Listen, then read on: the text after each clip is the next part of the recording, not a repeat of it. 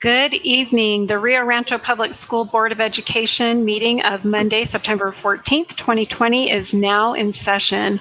Will all please arise for the pledge and mute your microphones. Board Member Wynn Coleman will give us our Pledge of Allegiance.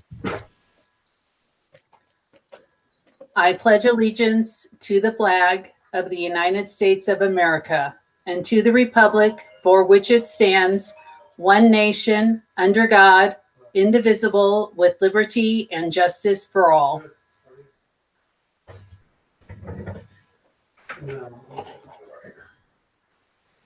Thank you so much, Board Member Coleman. Jane, can you take a roll call for us? I will. Madam President Galbraith, Present. Vice President Morgan, Present. Secretary Scott, Board Member Cullen, Present. Board Member Coleman. Present. Thank you. Thank you. We have a quorum. Okay, we'd like to welcome everyone out to our Board of Education meeting tonight. We especially like to welcome all those who are viewing tonight on YouTube, our parents and families of our district. Also a welcome to, which we'll get to soon, we have some from Dutch Bros Coffee here that we'll be speaking to in just a few minutes, and we want to give a warm welcome to them. I'm Amanda Galbraith. I'm the board president for the school board, and I will be conducting the meeting tonight. To start us off, we will have some introductory comments by Dr. Visu Cleveland, our superintendent of schools. Dr. Cleveland? I'm admitting Secretary Scott right now.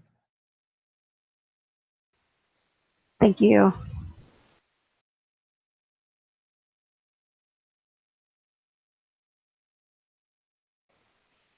Dr. Cleveland, did we lose you?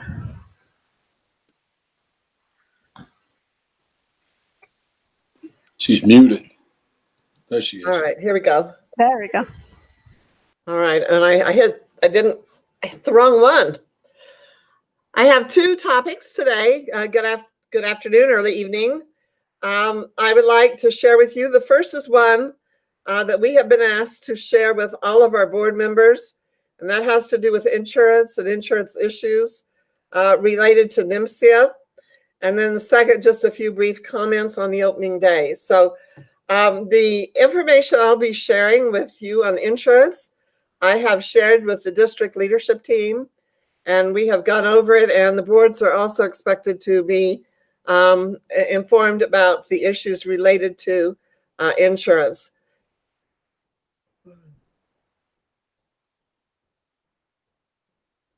Next slide. Thank you.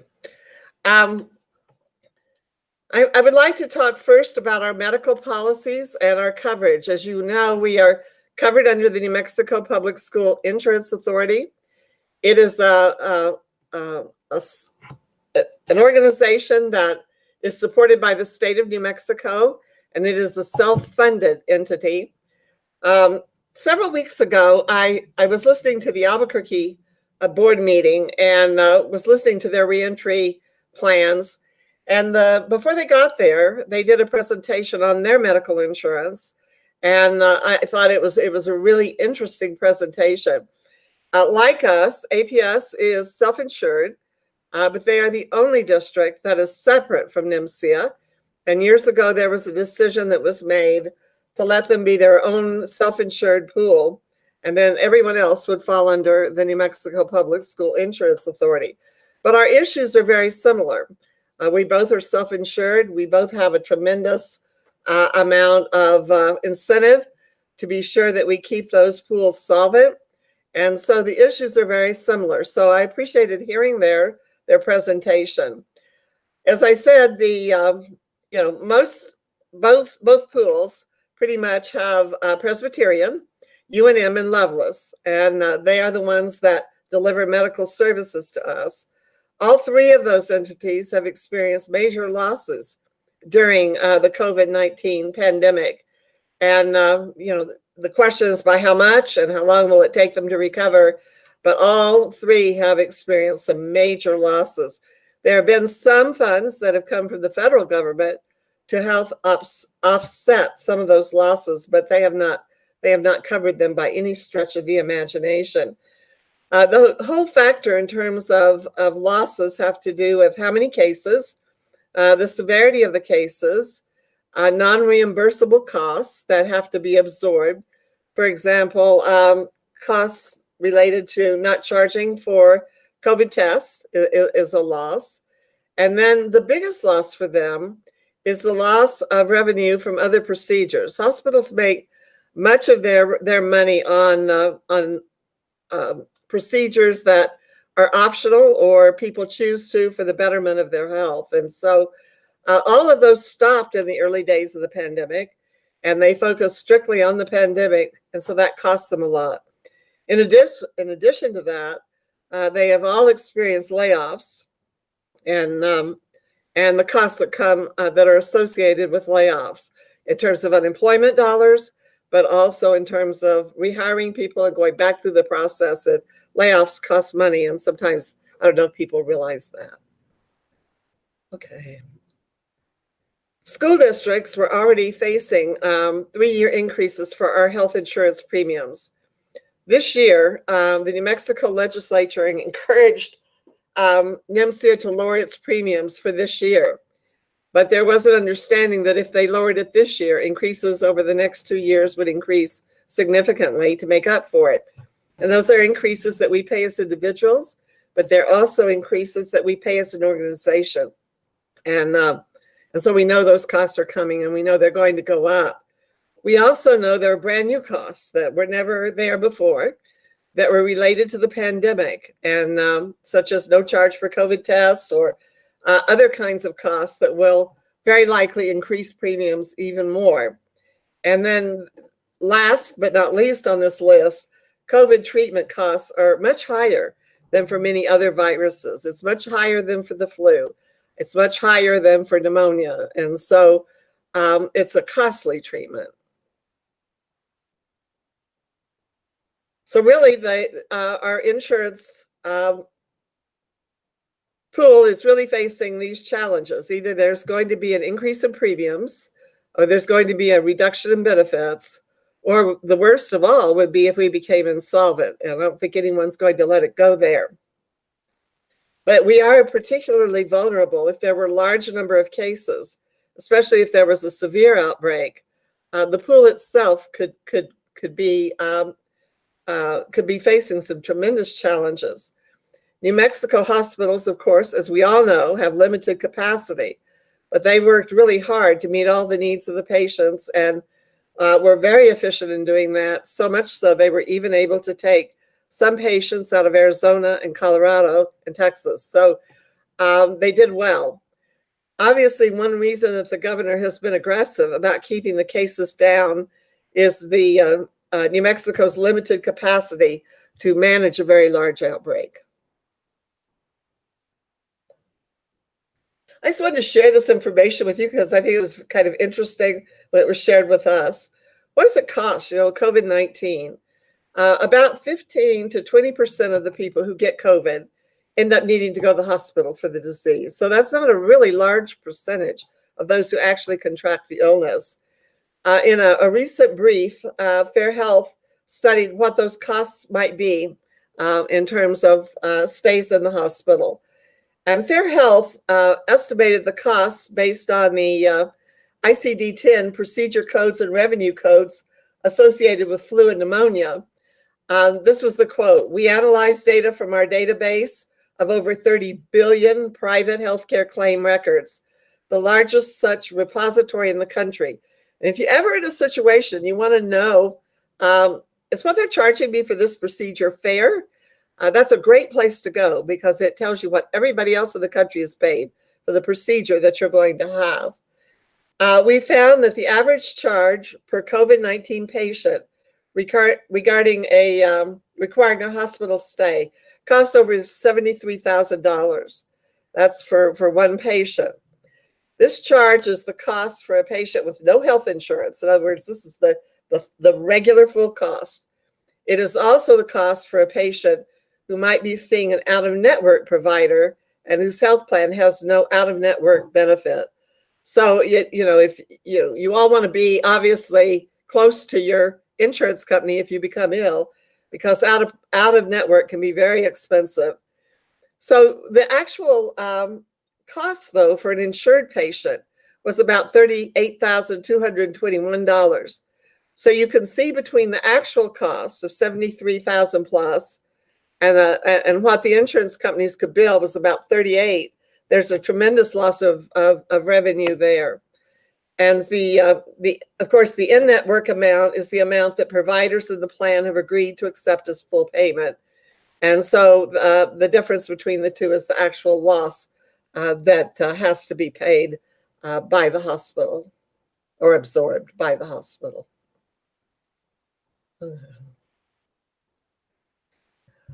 So all of these kind of are part of the big picture. And so NMCA has come out in terms of their own position on personal and district liability. And so this is pretty much the directive that we have. Districts and individuals must follow the public health order, and willful disregard can have serious consequences for the district and individual. When the notice first came out, a lot of people panicked because they thought, oh my gosh, if I make a mistake, they're not going to support me anymore. And that's not exactly what was said. What was said was willful disregard. They tell you to do this and you just refuse to do it. So it's not necessarily a misstep or something you didn't understand or whatever. And so they did send some information out clarifying that, but they did not take away by any stretch of the imagination the liability that can be incurred. So public health orders are pretty important to follow. Failure to do so can result in NMCA refusing to cover a claim against the district or individual. With individuals, they become a little less strict about it, at least saying, we won't hold you responsible if you're ordered to do the wrong thing, but the district will be responsible.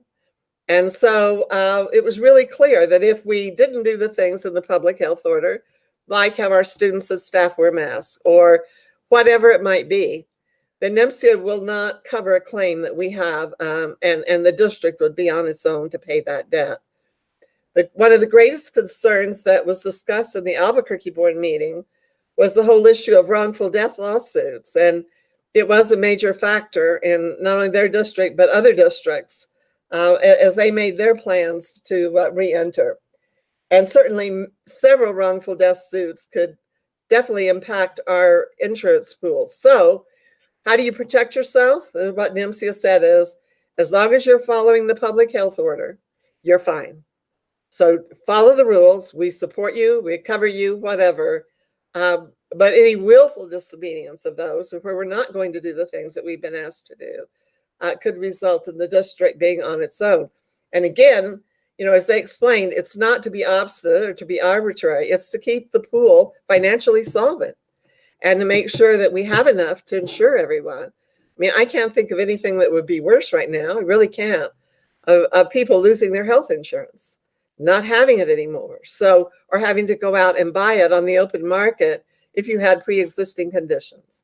So it is, it is really important that we follow the rules, and that's what our plan is to do. NMCA did indicate that they would be out and about in the schools and districts, and we'll be checking to see that districts are in compliance with those rules. And we have had one visit already from them. I suspect we will have more. And it goes even one step further. Employees, contractors, government staff who are visiting the district are responsible for reporting violations to the public ed department and to NMCA. Nurses are required to report violations, and their failure to do that, if they see them in their schools, could result in loss of their licensure. And so, and then we have been told it's very likely we will have public ed department visits this week, as this is our first week to open. I feel very confident. They're very much welcome to come. I think we have put everything in place that we have been asked to do. And then bottom line is we plan to follow the order. You hear these terms a lot, and I just want to be sure you know who they are, because they are big players, and especially right now. The New Mexico Public School Insurance Authority is the umbrella organization.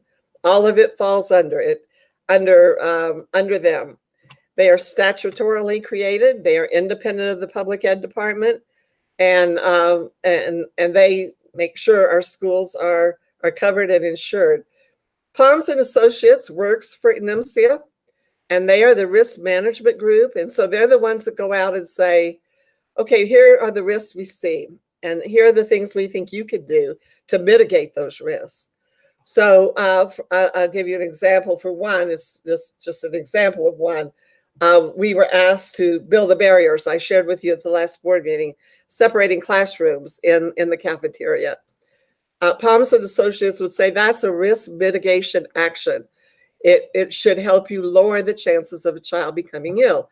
And so we went out, of course, and we built those. And so they are the risk management, and they are the ones who go out and try to find the areas where we're weak, gives us the feedback on what we need to do to fix it.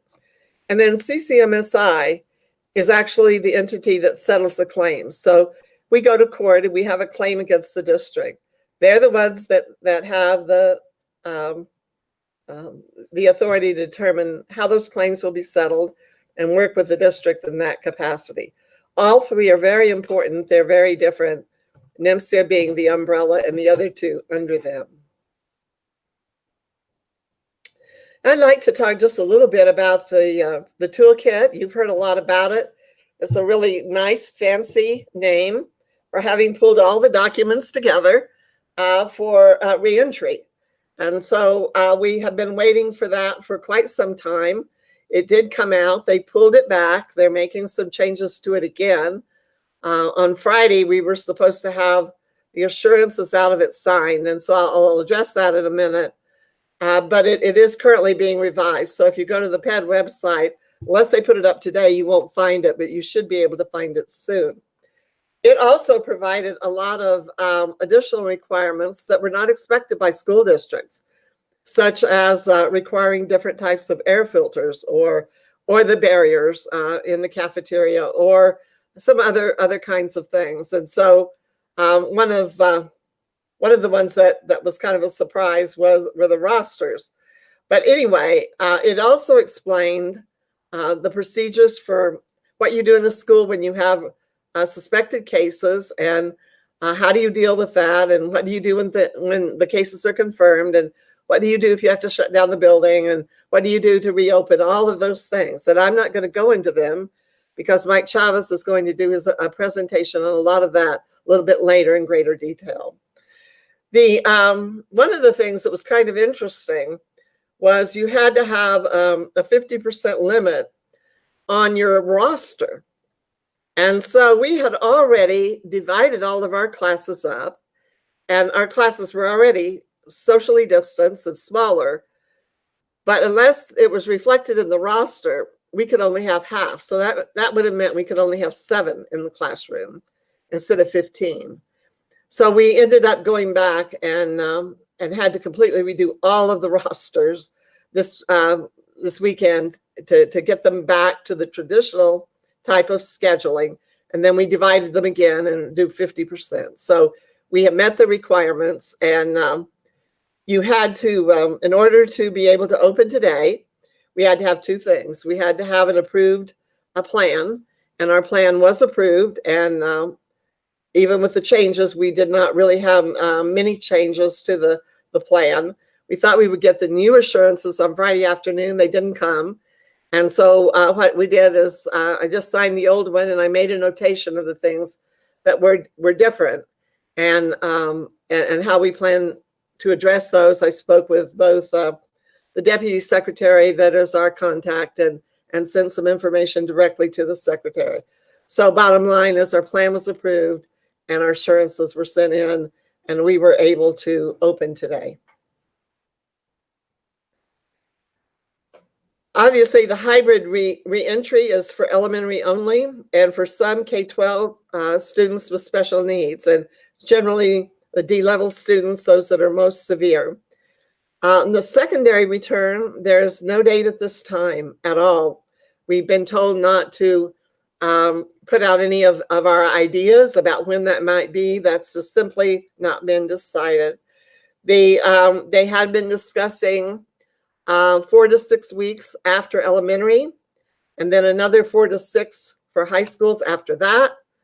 But now they've said that there's no timeline. And so we don't have any information on that right now. It depends on a lot of things.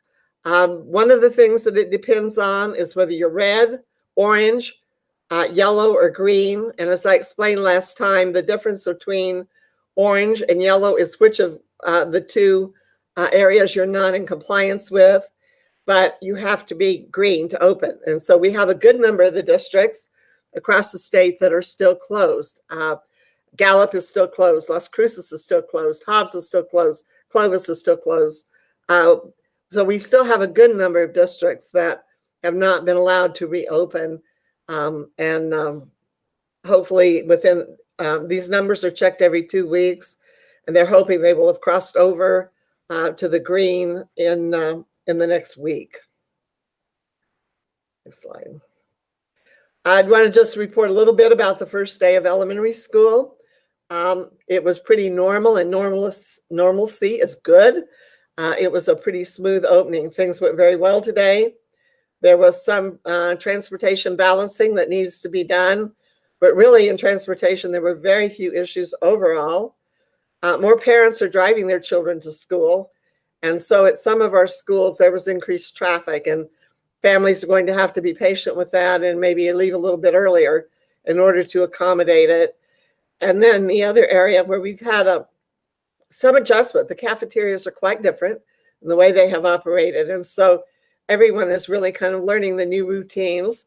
As I shared with you in the last week, but for the community, all children may eat free until the end of this semester. And so you don't have to have all of the tickets and all of the, it's like the summer meal program.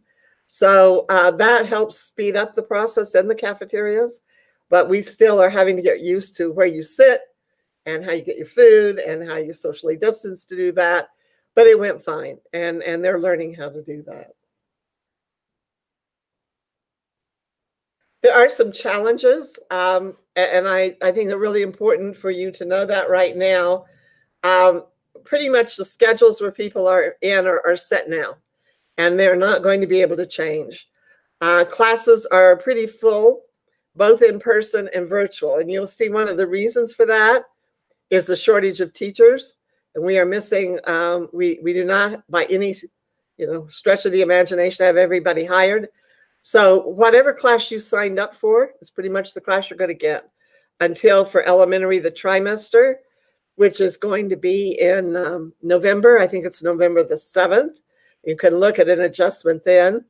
And certainly at the secondary level, we're remaining pretty much the way it is until the end of the semester as well.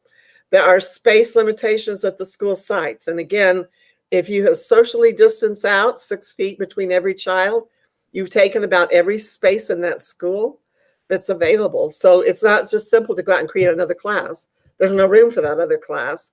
And we spent an awful lot of time working all that out with the numbers we had.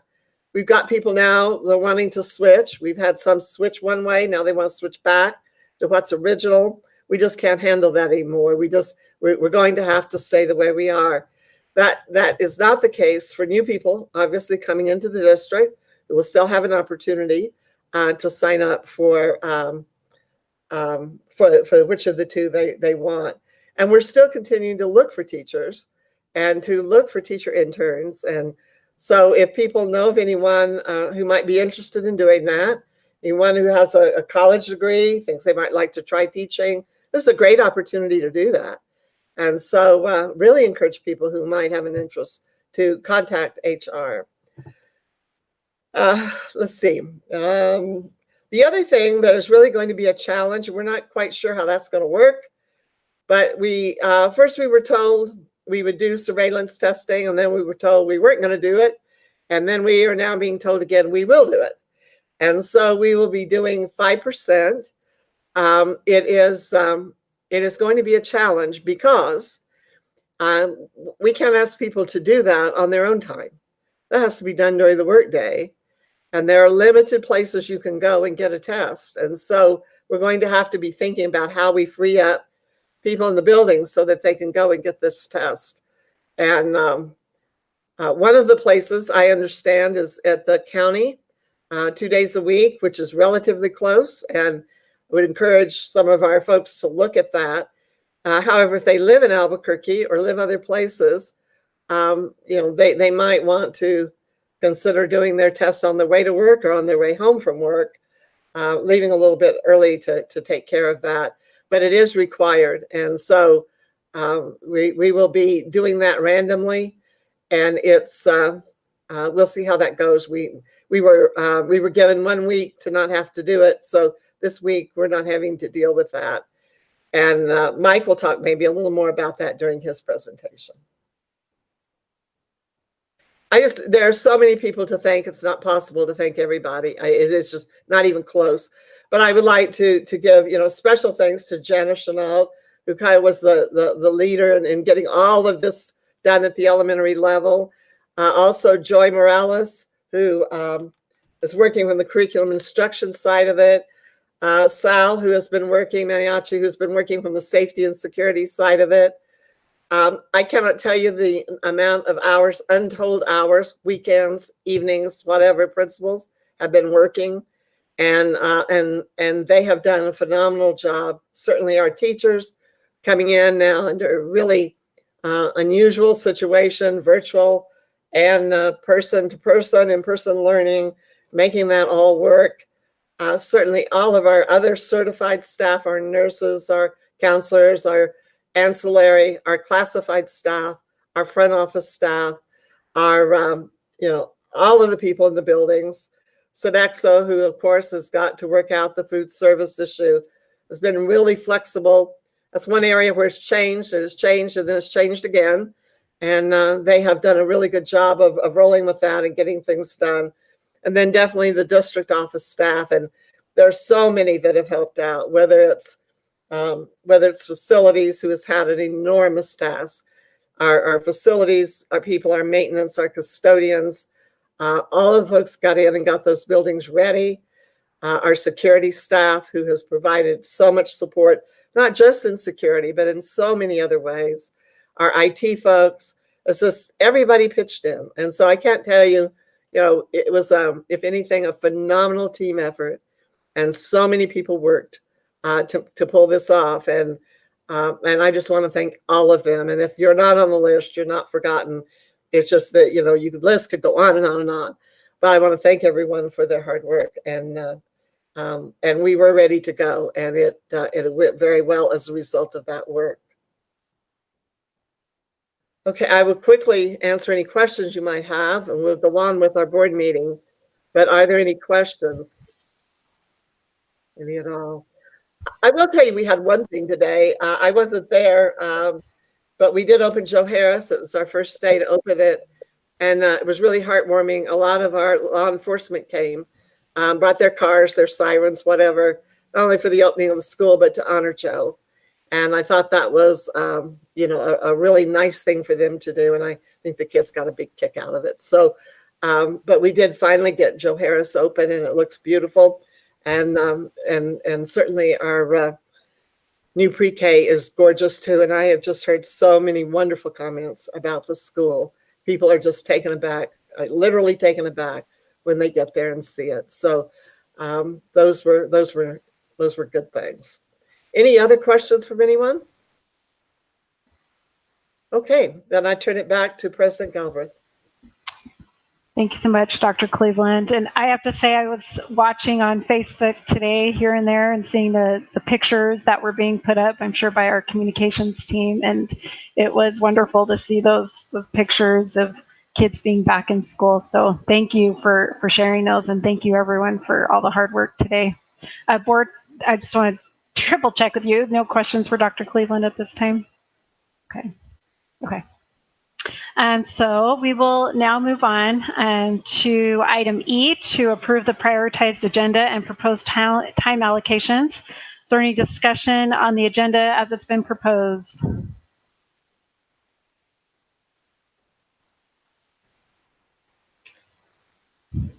Okay. I move to approve the prioritized agenda and proposed time allocations. This is Catherine Cullen. I second it. Okay. Jane, can you take a roll call vote for us? I will. Vice President Morgan, Yes. Secretary Scott, Yes. Board Member Cullen, Yes. Board Member Coleman, Yes. President Galbraith. Yes. Thank you. Thank you. Motion carries 5-0. Okay, so we will now move on to public comment. For this meeting, we received 18 public comments. Go through these. So we received 18 public comments. 7 of those comments had asked us to open schools. Some of those public comments were in regards to our secondary schools being opened. We had 2 asking for us to keep schools closed at this time. We had 9 other comments, which were in regards to, let's see, we had some questions about when secondary will open. We had concerns about surveys not being, that some families didn't receive surveys. We also had someone asking that we don't require face masks. And we had some questions about ventilation of the schools. And people just asking us to continue to keep our virtual and our in-person option. And we had about 3 comments asking why we weren't prepared as much as we should have been right after. They were wondering why we weren't prepared after Labor Day. And one last one on if we were requiring students and staff to be tested before the start of school. A lot of those questions have been answered by our district staff, and also Dr. Cleveland addressed some of those issues in her opening comments today. For those who would like to address the board through public comment, please get onto our district website, and you can click on the district and then on the board page, and there's a form site there where you can give your public comment to us. Okay, real quick, is everyone hearing me okay? In my headphones, it's a little choppy. It's okay? Okay. Oh, I think it might be Jeff being, there we go. I think that's better now. Okay, thank you. All right, we are now moving on to commendations. So we have a virtual check presentation from Dutch Bros Coffee, and we have Beth on with us, Beth Pendergrass, our Chief Communications and Strategy and Engagement Officer. We also have from Dutch Bros Coffee, Jordan Dean, Emily Rodriguez, and Casey Olson. Beth? Yes, good evening, President Galbraith, members of the board, and Dr. Cleveland. Dutch Bros opened their first location in New Mexico right here in Rio Rancho on July 17th. And I know they're getting ready to open their second location. Even before they opened their first location, they reached out to us wanting to support the school district. They've been so wonderful. During the first week of school, they offered a $3 discount to the RRPS employees.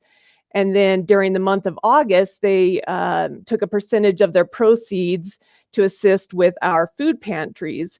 And so they're here this evening to present us with a check. And so I would like to welcome Casey Olson, who is the regional manager for Dutch Bros, and I will let him introduce his folks and do the presentation.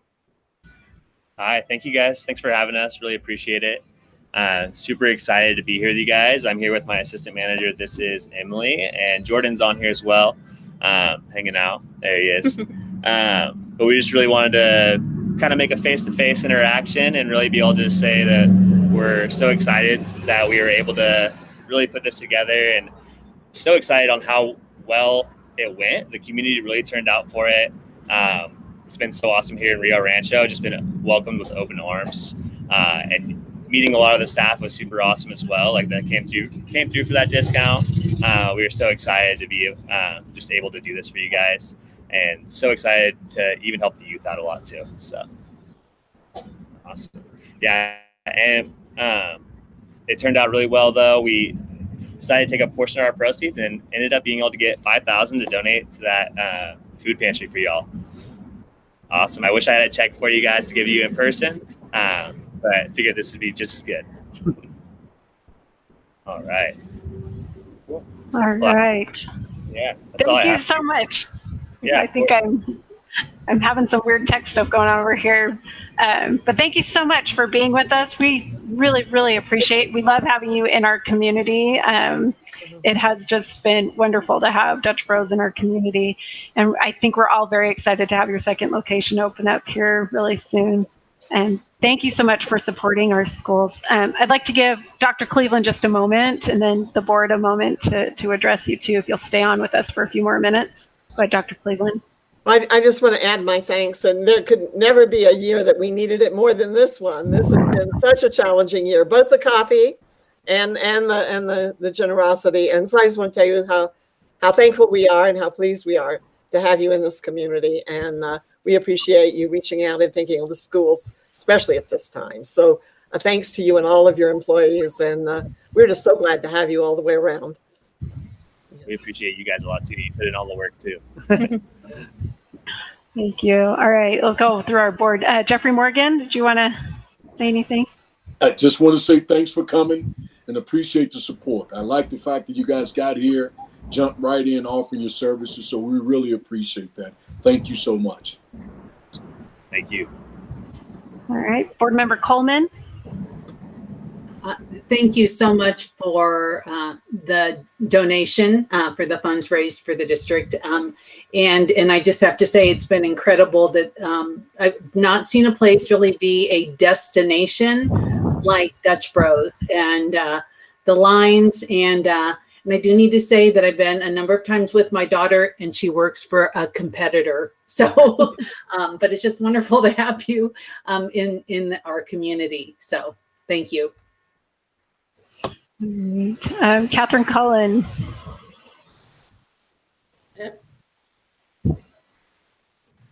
It keeps going back and forth. Sorry, my mute goes on and off. So thank you so much.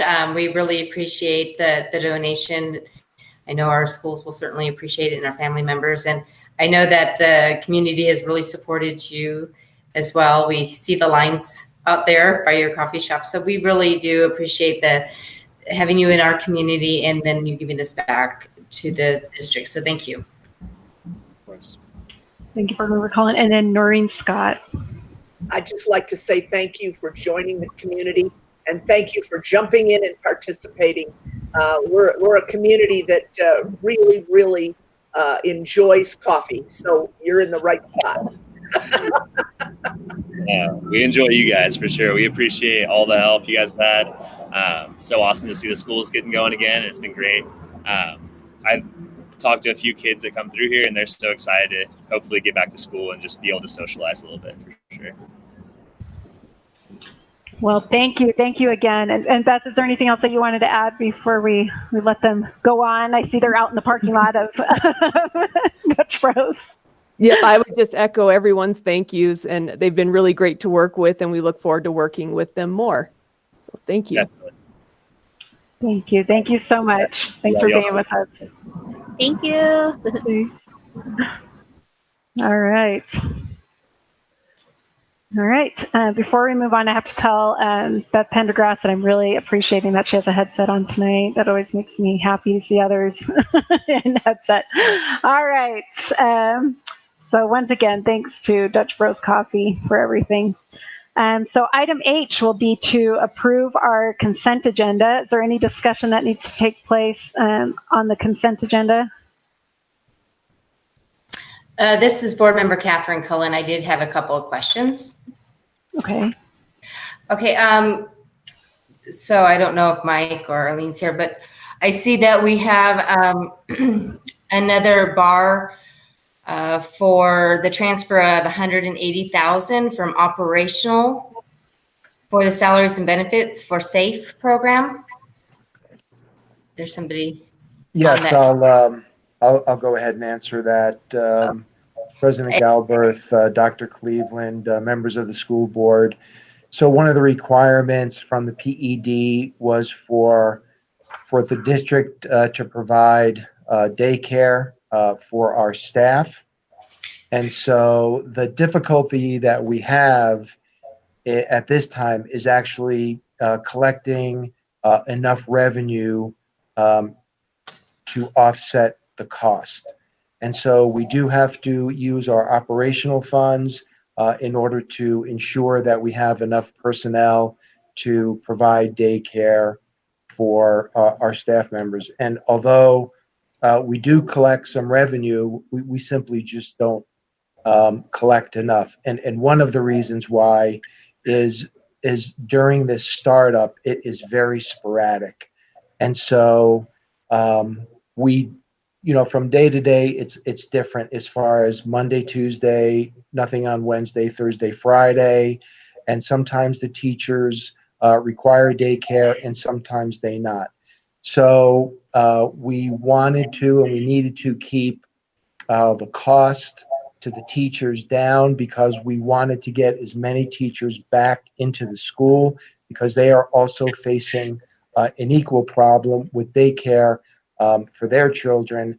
At the same time, they have to be in the schools teaching our students. So that is the reason for the bar.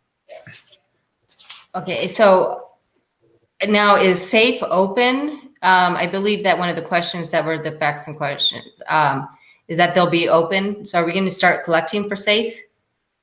Yeah, so SAFE is open, but there's actually now two components. One is the normal component, where is before and after school care for children of the community that sign up for that program. The other program that they took up in the program that I'm talking about and the transfer of funds has to do with daycare for our staff members.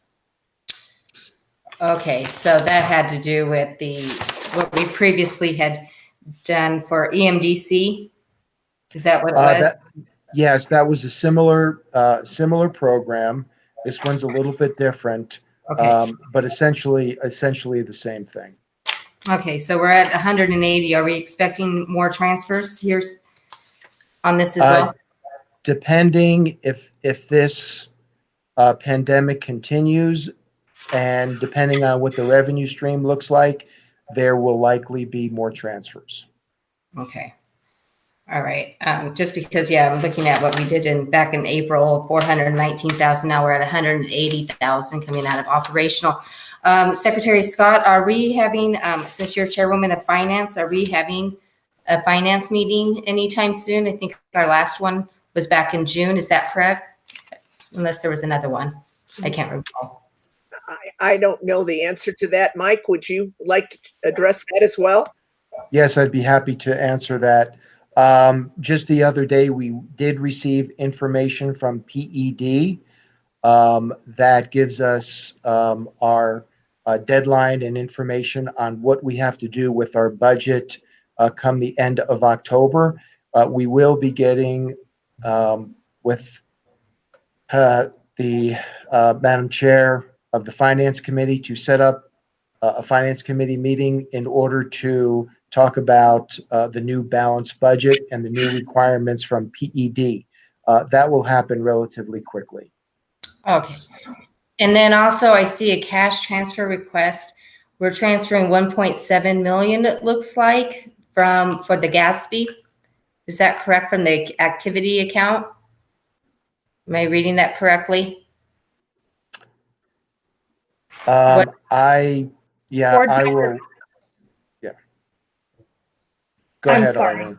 This is Arlene Manzanares, board member Cullen. Yes, you are correct. It is 1.7, and that is for Gatsby 84. All of the cash transfers that the schools had at the individual school accounts for their activities is being transferred over to the required fund, which is the 23,000 non-instructional fund, so that we can meet Gatsby requirements. Okay.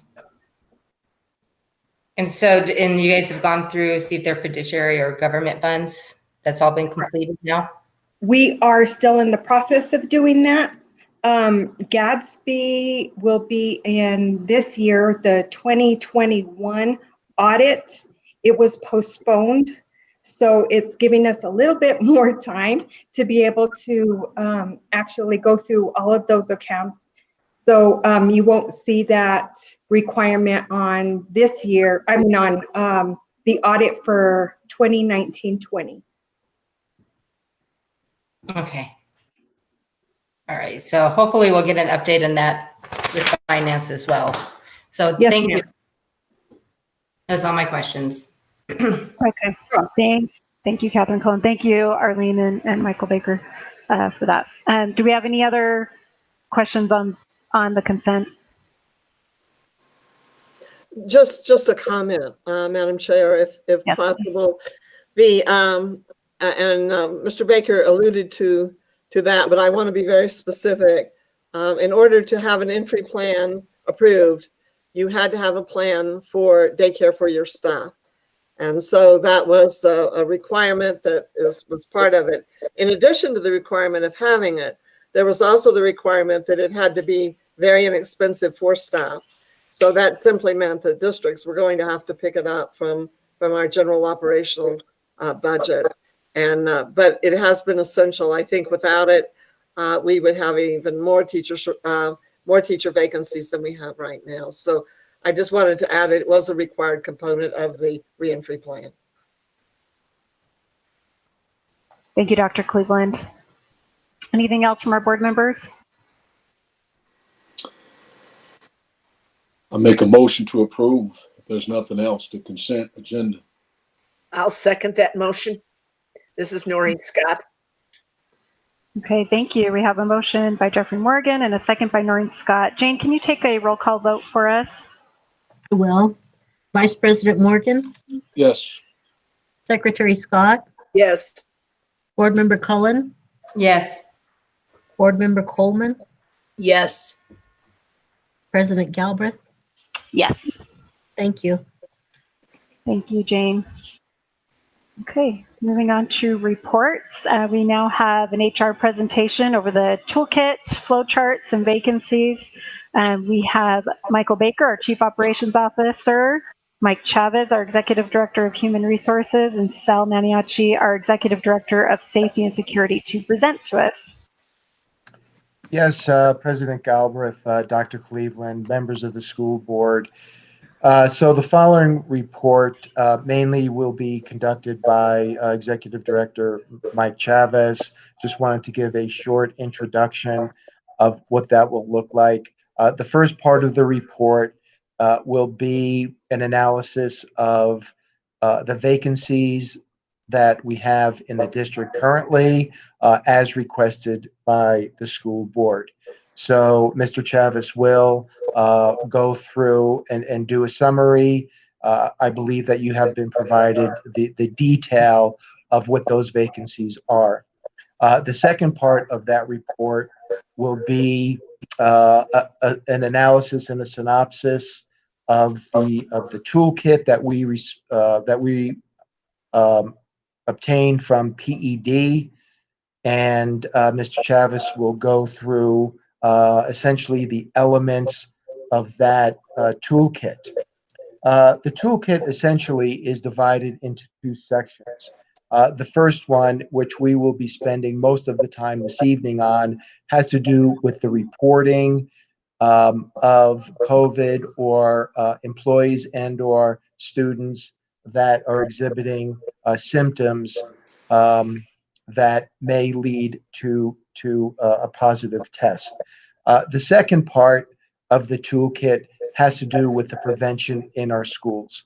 That prevention speech or section in the toolkit we have reviewed with the board, and essentially those are the CDC recommendations that I believe you are already familiar with, so we won't spend too much time there.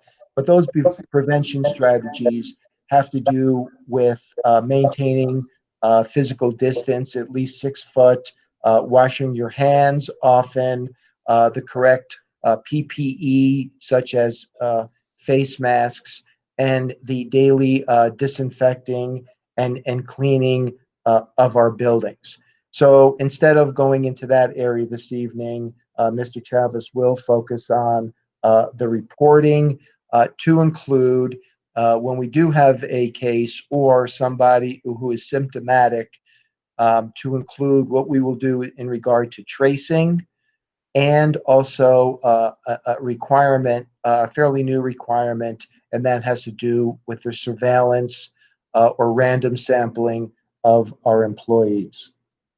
So with that, and we will stand for questions at the end of the report. With that, I'd like to turn it over to the Executive Director of HR. Good evening. Mike Chavez, Executive Director of Human Resources.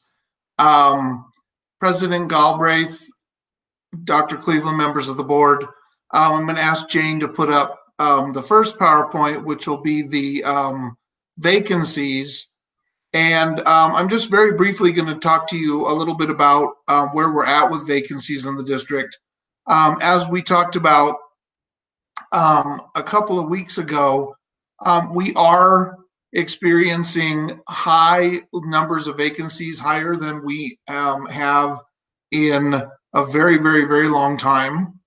But I do want to, before we even start, I want to give some encouraging news, which is that about 2 weeks ago, we were at approximately 160 openings across the district. And as of this report, we're at approximately 130 openings. So we are hiring people. I did not do the analysis totally to see exactly which positions we hired over the last week or so, because we are moving very fast, and there was a lot going on last week trying to open elementary schools. But I will tell you, we did hire some teachers. We are finding quite a number of the intern teachers, as Dr. Cleveland talked about. And we're finding quite a number of other positions to fill. So people still are very excited about working for Rio Rancho Public Schools. And I think we are going to see things turn around, and we're going to start finding people to fill these positions. Next slide, please. So what I've done for you in these first couple of slides is really give you an overview of the positions that are open. As you can see, there's no particular area that stands out.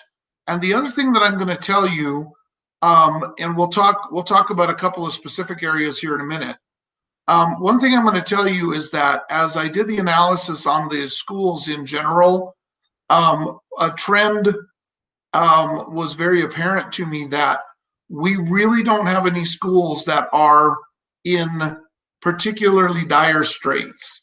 If there was any good news in this, regardless of the fact that we do have quite a number of openings, it was that the numbers were fairly evenly spread across the schools, across the district. So I wasn't feeling a lot of angst about any of the individual schools feeling like, oh my gosh, this school has 15 openings, whereas this other school only maybe has one. The numbers are fairly evenly spread. You can see we have instructional assistant special ed. Those are EAs. There's 11 EAs, 9 instructional assistant grade 1 to 12. I will tell you, as before we get to the next slide, this last week we had about 66 teacher openings. While that's high, that's higher than normal, and it has a lot to do with this pandemic. It is not insurmountable. So we are going to keep working. We are working very, very hard in my department to identify viable candidates as they place their applications in with us, and to pass those viable applications along to principals and alert them to the possibility of interviewing those people. Next slide, please. So you can see, again, these are spread quite broadly across all the positions that we have. The largest numbers, again, are in teachers, 38 gen ed teachers, 19 special education teachers, 2 kindergarten teachers, and 2 preschool teachers. So we do have a grand total of about 130 openings right now. We also have quite a number in process right now. And again, we are encouraging, strongly encouraging, anybody that is aware of someone that is that holds a bachelor's degree to please make contact with us. We're happy to discuss with them the possibility of becoming an alternative licensed teacher or an intern teacher. And my director, Peggy Johnson, and I have been meeting personally with each and every one of those folks as they are coming on to our district, so that we can make sure that they're getting the proper advice in order to become one of our teachers. And so what I'd like to do, I'm happy to discuss an individual school if you'd like, but that information is available to you if you want to go through and look at the individual schools. What I'd like to do now is to move to the other presentation. So Jane, if you could put up the presentation for the toolkit. Thank you. And I didn't think about this, but I'm not sure if there's any way to make that bigger, Jane.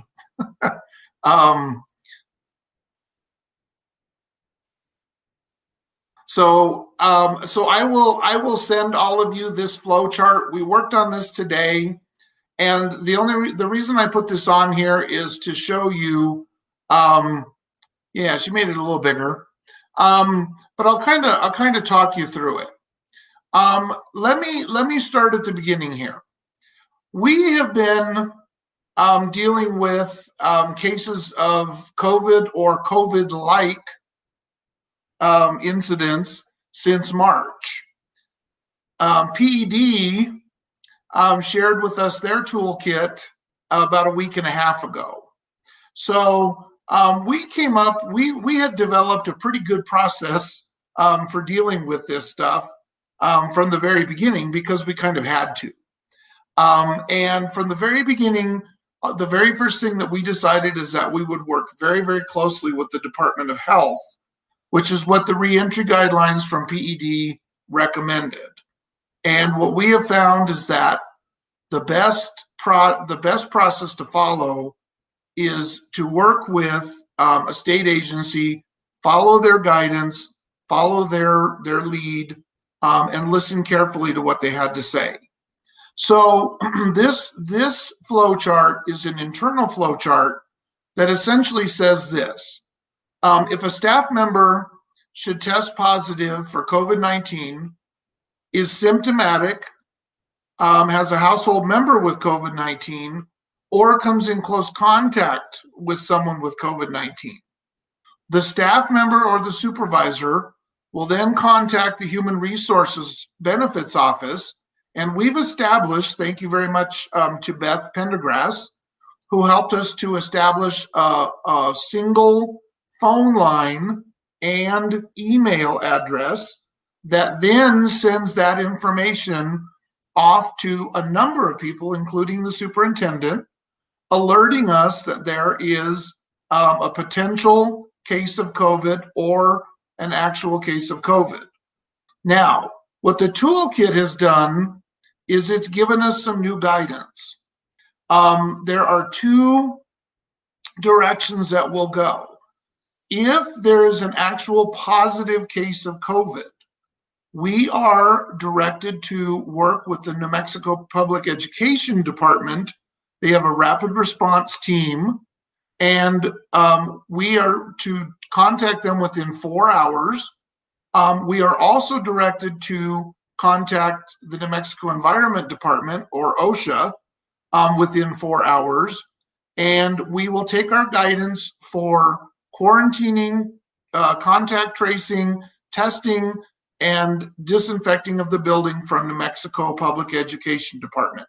That's if there's an actual positive case confirmed positive case. All other cases, and I will be honest with you, we dealt with 5 quote unquote cases today. However, none of them were confirmed positive cases. All of them were employees experiencing symptoms, and one was an employee whose husband had tested positive. In all of those cases, we contacted Department of Health and we follow their guidance. And in each case, we have identified a single individual in my department, Faith Marquardt, and she is the sole contact to either PED or DOH for us so that we can have one person who gets to know the people up there, and then she reports immediately and she writes a report on Google Docs that is then seen by all of the people that are listed below here. So from there, Peggy Johnston, myself, Sal Maniaci, Melanie Archibek, Beth Pendergrass, Mike Baker, and Dr. Cleveland are all copied, as well as the principal or the site supervisor all receive that report. So they all get the information on the person who either has COVID or potentially has COVID. Next slide, please. Thanks, Jane. Just a little bit more about the toolkit. So the toolkit requires us to report all positive cases of COVID within 4 hours, as I've said. And if the case is a staff member, we also report it to the New Mexico Environment Department within 4 hours. And I just included the information there. This came directly from the toolkit. Next slide, please. So in the case of positive cases, New Mexico PED has been determined by the governor's office to be the department responsible for guidance regarding quarantining, testing, contact tracing, and disinfecting of the buildings. And I just wanted to make sure that you guys understood that. I think that's important to know that that has been moved from Department of Health over to PED. There are 3 ways a COVID-19 positive case can be identified in the school. The school may be notified by a state agency of a lab-confirmed positive case identified at their site. A report can be made by a parent or a guardian that their child has tested positive, or staff can be tested and reports positive results at the school. Next slide, please. So other types of incidents, as I've said, will be reported to the New Mexico Department of Health. So if an employee has symptoms, an employee has a household member with symptoms, or an employee's been in close contact with someone who actually has COVID-19, we would work with the Department of Health. Next slide, please. I just put this on here. There's a couple of good flow charts, and I know that you all have a copy of the toolkit. You may want to take a look at those. The reason I put these on here, I kind of wanted to make a point. We contact DOH or PED in every case because regardless of the information in these charts, things tend to vary a little bit depending on who you're talking to at the state agency and what's going on with the cases at the moment in the state. So this is more of a guideline. These charts are, they are not hard and fast. And I just wanted to make that point that what we have found is that it may say 10 days, 14 days, 2 days, 3 days, 4 days, and you may call Department of Health and they'll say, yeah, we're going to go with 16 days. It really depends on their take on the case and the symptoms and things like that. Next slide, please. Same thing here. This is again another flow chart about quarantining. it's a good guideline, and it helps guide us. But again, we take all of our direction verbally from the state agencies. The last thing I want to say before I share one more thing, Joe Sanchez in Tana's in the Student Services Department is handling all of the student cases. So the same guidance that I shared with you for everything regarding a staff member, you can basically translate that over to students. Now, there are some differences in terms of what is required for testing for students, but essentially the same processes apply. If it's a positive case of COVID, Joe will be working with PED. If it's simply symptoms or other items, Joe will be working with Department of Health. Next slide, please, Jane. That might be the end. Okay, so Jane, if you can allow me to share for a minute, please. I'm going to share one more thing with you all.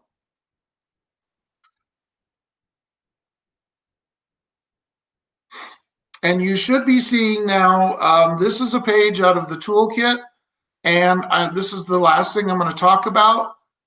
This is the surveillance testing in pre-K through 12 public schools. This is a piece in the toolkit that's requiring the school districts, once they've opened up in the hybrid mode, if you take a look on the right-hand side here, eligible schools that choose to reopen or to open, New Mexico PED will require a 5% surveillance testing requirement for faculty and staff each week when students are present on campus. They do make available, there is a registration app. They have a list of where the testing can take place. The Human Resources Department will be sending, we have run a random selection of employees. We've taken the names of every employee in the district. We have run a random formula in Excel on those names. We will be sending a talent ed form to 133 people a week through talent ed, and informing them that they've been selected that week to go for surveillance testing. And at that point, I stand for questions, and I believe Mike Baker and Sal Maniaci might have information that you might have questions on too. Okay, thank you, Mike Chavez, for presenting all of those things. And thanks for all you're doing too with all of our staff needs and everything else. I'm sure you must be exhausted with all of that going on. So, I think that's an understatement but thank you so much. Thank you. Jeffrey Morgan. Yeah, quick question. Can you speak to the filters? I saw where Dr. Cleveland has sent out an email about the filters for the HVAC systems. Can you talk a little more about that? President Galbraith, Dr. Cleveland, members of the school board, if you don't mind, I'll go ahead and address the issues with filters. The initial toolkit required that what's labeled as MERV 13 filters be installed in all of our systems. The problem with that, and I think PED kind of figured it out right after they published it or sometime before, just before they published it, is that unfortunately not all systems have the capacity to obtain those bigger, more robust type of filters. In fact, most of the school systems throughout the state typically are operating on older HVAC systems. The newer systems typically do have the capacity in order to hold and to operate those bigger, thicker filters known as MERV 13. We do have a few systems in our school district that do have the ability to hold those filters. However, most of our HVA systems will only hold a MERV 8 filter.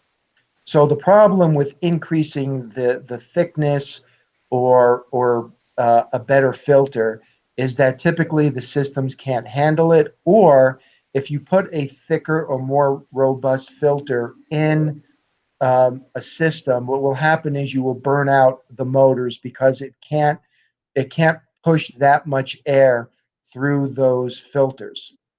So as a result, what we did, the facility department purchased all new filters. Those are typically, for the most part, MERV 8 filters. And we have new filters in our system. In order to mitigate the issue of a more robust filter, what the facility department came up with was to recycle the fresh air more frequently. So, for example, every day, 3 hours before school and 3 hours after school, there will be an introduction of fresh air into the facility. We've also incorporated recently during the school day, we will open up the dampers to allow more fresh air into the buildings. And so fresh air is obviously the safest for anybody in a building.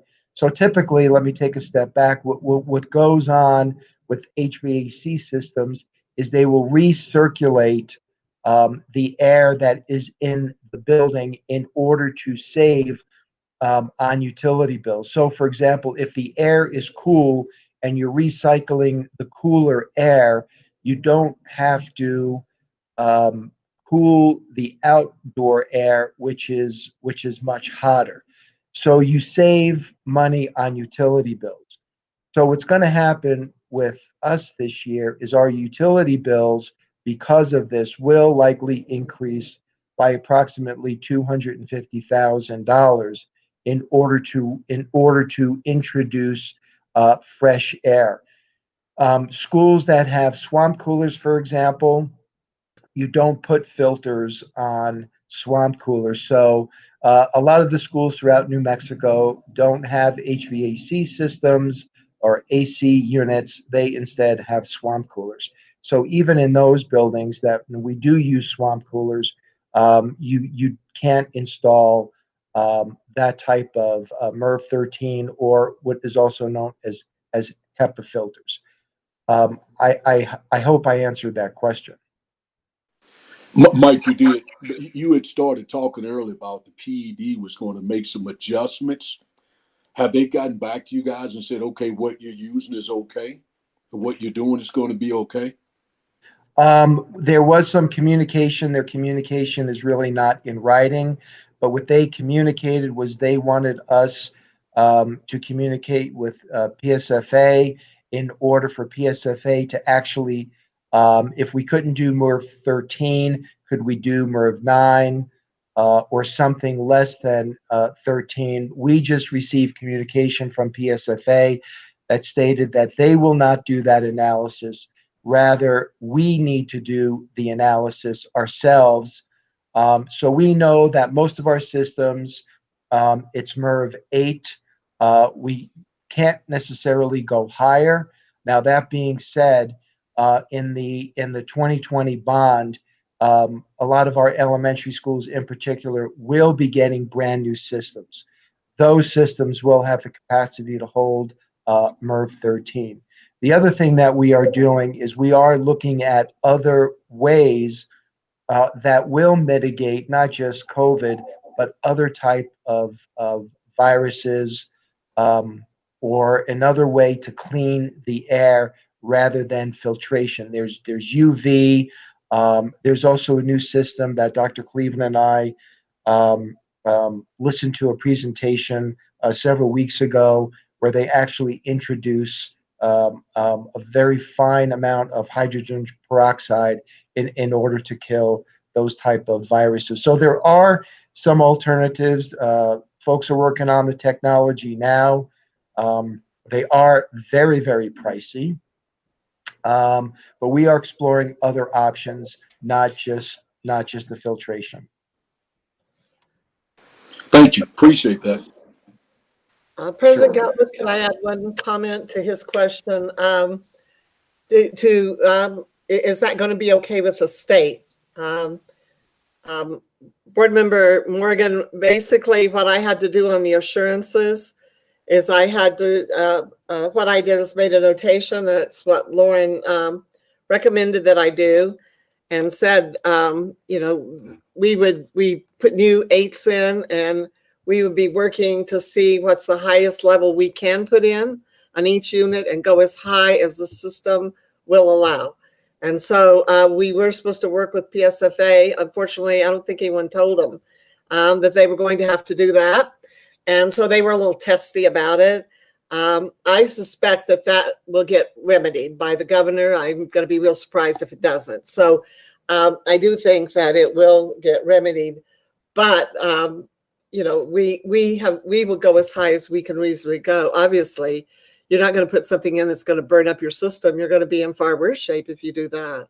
So we attach that to the assurances, and they will be working with us on that. And we'll see if we get any additional direction from them or what.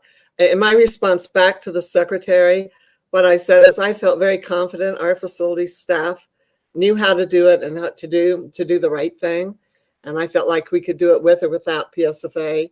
And I was very confident that we would do the very best that we could do. So it's another reason for getting those newer HVAC systems in place as quickly as we can possibly do it, because they are more efficient and more effective at doing that. But again, that's how we handled the assurances, was that we would do the best that we could. And they did not come back before Monday and saying that's not okay.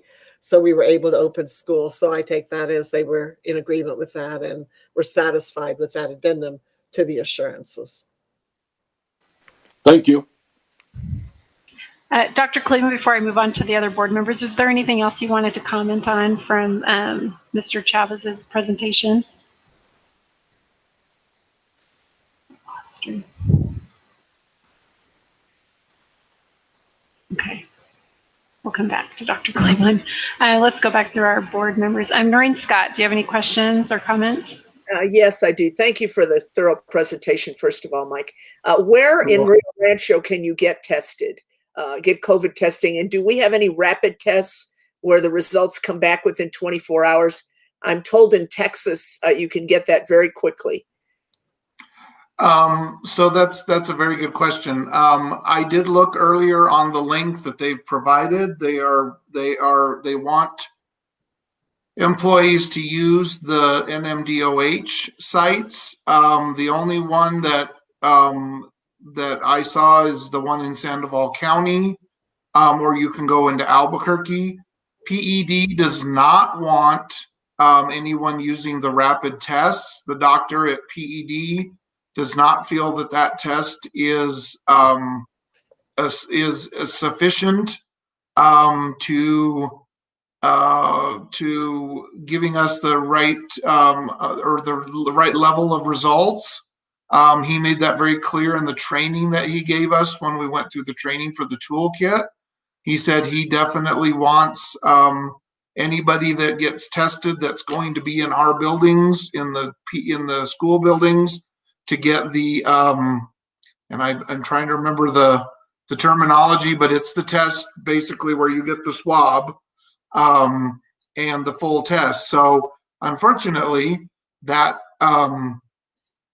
test is the one that takes about 3 days. So, but they did make it very clear that they do not want the rapid testing.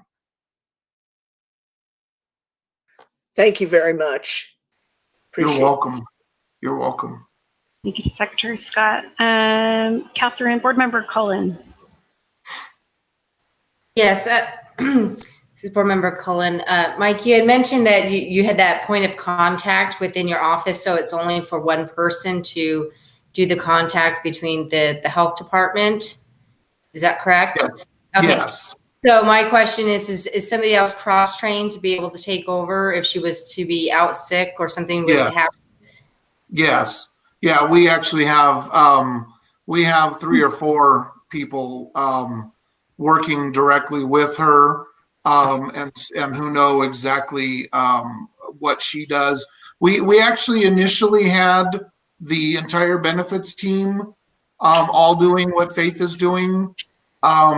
So they all have the process down, but we narrowed it down. Initially, PED had asked that there only be one person, and then they kind of changed it. Then they started saying, well, could we have one person from each school? And we decided when we all talked that we liked the idea of having one person that was kind of being responsible for things.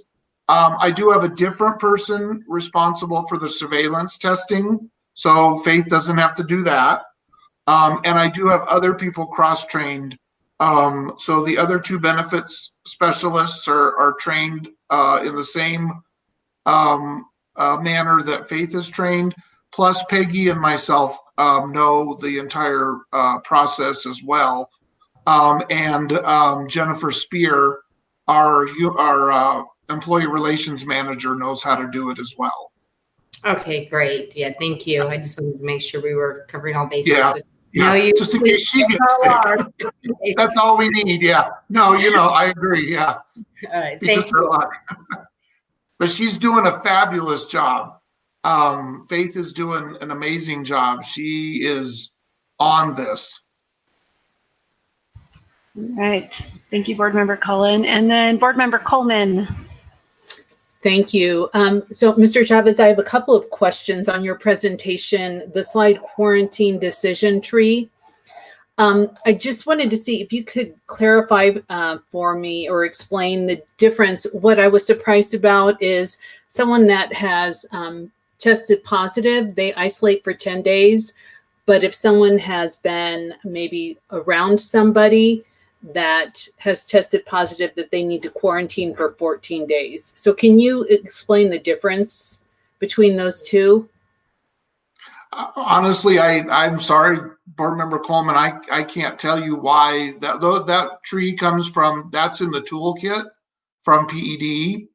And that's what, when I told you that what we're doing is in each case, we're going very much with their verbal guidance, because some of it, and I've talked to Joe Sanchez about this, our nurse coordinator, and we have spoken to a couple of people at DOH. Some of the stuff that's in the toolkit doesn't seem to jibe with what DOH or CDC is saying. Now, remember, the toolkit is coming out again this Friday, and my understanding is that there's going to be some updates to it. So you may have hit very much on something that they picked up on, and that they're going to try to, rectify. I will tell you, and I will go back just a little bit. They have said very clearly, if there is a case of COVID in the building, that they consider, so their definition of close contact, and I should have said this earlier and I apologize, their definition of close contact is much stricter than the CDC. They consider close contact to be 3 minutes, under 6 feet. However, they have said if there's a case in a classroom, either the adult or the child, they will automatically quarantine the entire cohort because they cannot determine whether there's been close contact or not. So they will automatically quarantine the entire group that's in that classroom. That has been what we were told in the initial training. Now that may change. I don't know that for sure. And they've said that if those people that are being quarantined for close contact will be quarantined for 14 days. So there were some things that we had some questions about. and which is why I said what we made the decision is that we would work very closely over the telephone and go with each step, asking for the next step of guidance. Okay. And I don't know if Dr. Cleveland has any input on that. The thing that surprised me was somebody that tests positive isolates less days than somebody that has had close contact. So that just was kind of surprising to me. It could be the difference between isolate and quarantine. I'm not sure. But I would also like, and this is something that Mr. Chavez, I'd welcome your input, or Dr. Cleveland, are you finding that the communication between the Department of Health and PED, that there's good lines of communication as we're going through this process? Yes, very good. I have to say that when we get informed by either the school or the employee, Faith calls immediately to whichever department is appropriate. She's often told, we'll call you back, but I would say in general, and Dr. Cleveland can chime in on this, but because Faith is very good. She notes the time, who she speaks to, everything on her report. And I would say that typically she gets a call back under 30 minutes. And they are very, they're very, very helpful. I feel that, talking to Faith, she just feels very, very confident with the information she's receiving from these people. And typically with DOH, with the Department of Health, the reason we're getting a call back is because they're transferring us over to the Department of Epidemiology. And they're trying to get us either a nurse or a doctor. And so they're trying to get us a medical professional that we can work with in order to give us the best information possible, which I feel is outstanding. So I have to say, I have been very, very pleased and very impressed. Now, we have not gone through the process with PED yet because we have not had a positive case in quite a number of weeks. And we would only call PED in the case if there was a positive case. But I will say that I am very, very pleased with DOH. Thank you. I would just add a couple of thoughts to respond to to your questions, Board Member Coleman. I agree with what Mike has said, and there will be changes that are coming out. There were some things that they found that were just errors, and the school districts were the ones that were pushing to get this out. We wanted it out so we could start, and without the toolkit out, there was no opportunity to start. So, and so it went out and it was back. It was taken off in a couple of days. They've gone through, but it gave us enough information. We were able to get started, and we've kind of built around that. I would also agree that they've worked very hard. The secretary has commented several times that everybody has pulled together on this. There's not one department that hasn't been helpful. The one that perhaps has been a little different has been the Department of the Environment, because that's OSHA. And so they come from a federal perspective, and it's a different type of regulation. And so getting in step with OSHA has maybe been more problematic than the Department of Ed and the Department of Health working together, because they're both state entities, don't have the same level of federal involvement, although they obviously have some federal involvement. So we've been told it'll be out soon, and some of those errors, and I suspect that error that you found was one of those errors that they didn't realize was there. But again, we were kind of the culprit because we were really pushing to get something that we could get out to our staff before we started. And then my last comment is that in some of our meetings with superintendents, we have had people from those departments that have visited with us as well. And so you just get the feeling as you talk with them, they really do want to be helpful. They sometimes though don't understand how some of their policy decisions impact schools. It's just a completely different environment than what they're used to working in. And so I think it has been a learning experience for them. But in terms of wanting to be helpful and trying to be supportive, I echo what Mike Chavez is saying. I think they've all tried very hard to do that. And they're not all always, the three are not always used to working together. And so they've had to learn to kind of come together, work together. I do think in the long term, the state will be stronger for it. Thank you, Dr. Cleveland. I did have one last question, and probably this would be directed to facilities and Melanie. I'm just wondering, with a good amount of the bond that passed, we were looking at updating the HVAC systems. Because of this and because of the filters, are things in any way going to be prioritized, or those things happening sooner than we would have originally planned? Good evening, this is Melanie Archbeck. I just want to clarify and make sure I understand. Are you talking about the actual projects, if they're being prioritized? Yes. I know we're talking about the filters. I don't know if things then kind of what happens with the projects. So we are limited in the sense of the issuance is that we get the actual funding. So right now we're rolling out 6 of the schools, basically all of the schools except Rio Rancho Middle School, and we'll have to pick that one up in the next issuance. But the intent is we're designing now. We're going to go out to bid in March so they can order the equipment. And, you know, if we have a normal school year and everyone gets out in May, then they're ready to actually start construction at that time. We'll get our second issuance, or it'll be available to me in July, but I believe they'll sell the bonds in October, and then we'll start the next school. Does that answer your question? It does. Thank you very much. You're welcome. Okay, thank you. I have a question too. It's actually not COVID, not really COVID related. We'll see. I'm not sure if you'll be able to answer, Mike, but we had a lot of hard times with transportation last year.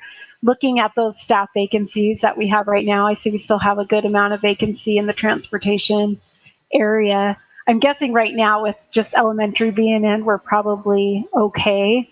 But how does that look if the middle school comes back in? Are we still going to be in good shape with the amount of bus drivers that we have currently? Or are we going to be looking at a lot of delays and stuff like we did last year? Yeah, President Galbraith, Dr. Cleveland, members of the school board. So you'll see those vacancies. Those vacancies are way down from this time last year.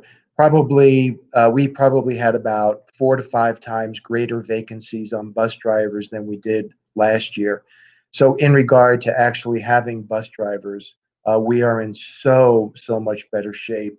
Also, because of the hybrid model, even though transportation is quite busy, they're not transporting nearly as many students. So even when middle school picks up and high school, we should be okay. I know the executive director for transportation, they're still interviewing, they're still hiring bus drivers, and so that's kind of a never-ending process. But currently, we're in pretty good shape there. Okay, thank you so much. Board, is there any other questions that you have on this presentation? Can I just add one thing? Yes, please. If you want to know, Mary, I'm almost afraid to say it for fear it'll come back and get me. It's kind of one of those things. But this is the first time I can remember in years we did not receive a call on transportation in this office this morning. So it's just, it was heavenly. It was just wonderful. So I just wanted to pass on that good news. It went obviously smoothly enough that we did not have a lot of calls on it. And I really want to give our transportation director a lot of credit for her hard work, hiring over the last year and refining a lot of things there. And so, but again, you're right. We're only transporting half the children right now. That we will have double that when the other levels come back. So that was a good piece of news. That is a wonderful piece of news. Dr. Cleveland, is there anything else that you would like to add before we move on? No, I just wanted you to know that little bit of good news. Okay. All right. Thank you. Thank you, Mr. Chavez and Thank you. Baker. We appreciate your presentation today. Thank you. Okay. Did look through my notes. So moving on to our business portion of our meeting, we will now consider the approval of the August 24th, 2020 unapproved board minutes. Is there any changes to those minutes that need to take place or any questions or comments?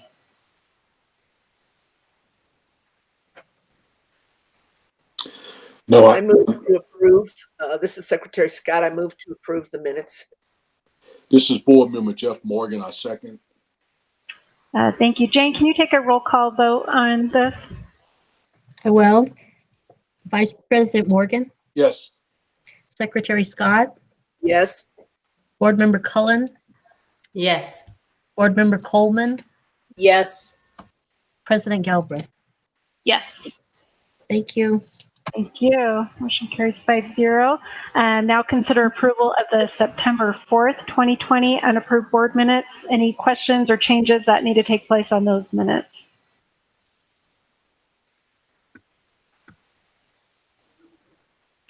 No, I make a motion to approve the minutes for September 4th meeting.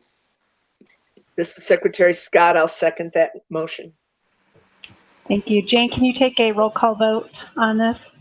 Yes, I will. Vice President Morgan, Yes. Secretary Scott, Yes.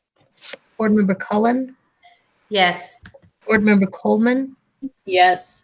President Galbraith. Yes. Thank you. Thank you. Motion carries 5-0. Okay, item C is to consider the approval of the resolution approving and authorizing the distribution and use of the preliminary office statement relating to the 2020 bond series. We have with us tonight Mark Chaikin, our bond attorney, and Eric Harrigan from RBC Capital Markets. And it looks like one other. Well, good afternoon, Madam President, members of the board, and Superintendent Dr. Cleveland. This is Eric Harrigan with RBC Capital Markets.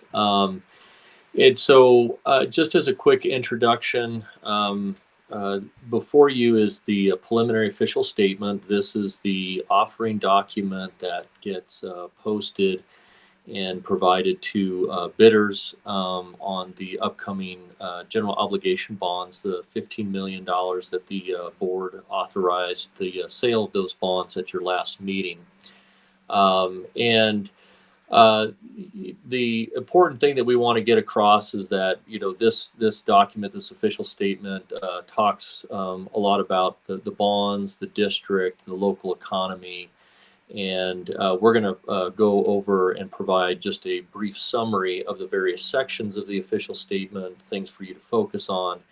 And we would like for you to look through the document and see if there are any, material misstatements or omissions that you would see.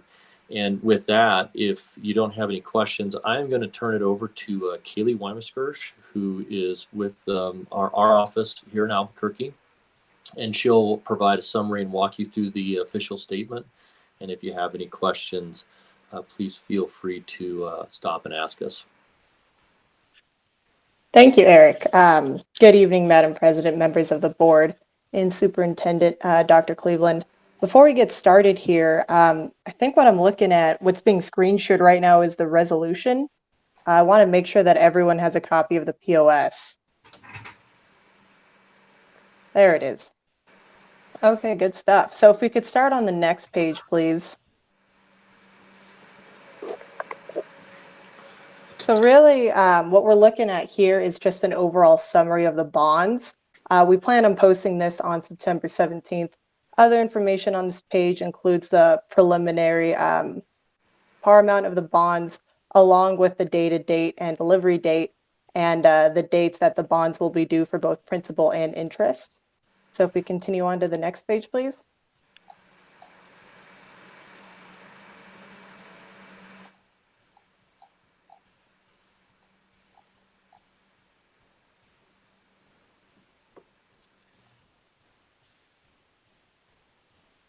So this here is just the preliminary structure that we currently have for the bonds, subject to change as we go through pricing. Continuing on.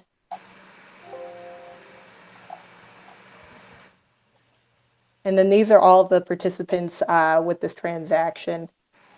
And then continuing on, we have the table of contents.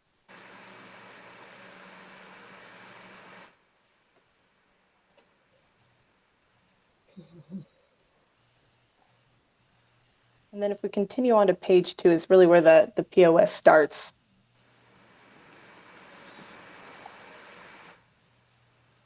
So here we're looking at some general information about the district. This includes the district tax base and their authority to issue the bonds. Continuing on here, these next few sections is just kind of continuation about the bonds, including things like the optional redemption of the bonds and the redemption notice. Kind of skipping forward over to page 6.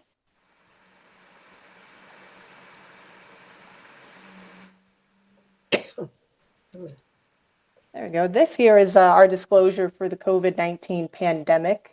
We start out with some general information about how it's impacting the state of New Mexico. Scrolling down, you'll see that we have a 2020 to 2021 school year section, which is more specific to information about the district and the plans for reopening in the pandemic.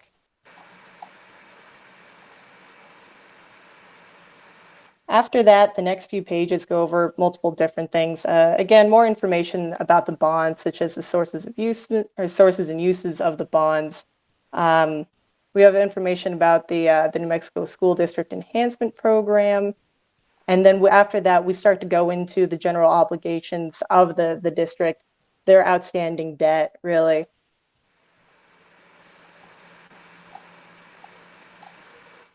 So we just have selected debt ratios there. We continue on. Yeah, so here's the outstanding debt of the district. And then if we continue from there, we get into the tax base of the district, and it's just an overview. This section also includes, the history of the district's tax rates and also major taxpayers too.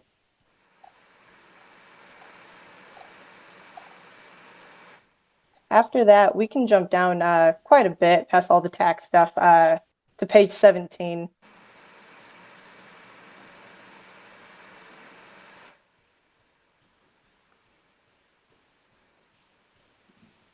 Oh, keep going. We're trying to get to information about the district now. So tax collections, there we go. So now this is just outlines information about the district. This includes members of the board and some bios about superintendent, Michael Baker and Arlene. Continuing on, we talk about the enrollment of the District 2, and then we go into the finances of the district. These are based off of the 2019 audited financials. And then we provide some language over the state equalization guarantee and ERV. So going through all of this, again, all of this is just the financial information about the district that we compile based off of the audit there. If we go all the way to tax matters, so it'll be quite some scrolling now. There you go. So this section includes the opinion that makes the bonds tax exempt from virtue and Najar. Continuing down, we just include some language that the bonds can be issued at an original issue discount or an original issue premium. The next section would be the continuing disclosure undertaking. So keep scrolling down. All right, so the continuing disclosure undertaking is what the district is obligated to provide financials or financial disclosure annually. The district has been in compliance with this. So just keep scrolling. We're almost towards the end here. Underneath the litigation, it just has the current lawsuits that are filed against the state's education system. But below that, we have a brief section for the ratings, which we're still writing here back about that. Disclosure that we're the municipal advisor. And then that about concludes it. If you scroll to the very end there. After this, we will have multiple attachments. In Appendix A, I do have some economic information. After that will be the financials. The audit that I will attach in the POS that we post, along with the bond counsel's opinion and the notice of sale. And that really concludes just a brief overview of the POS. And, are there any questions?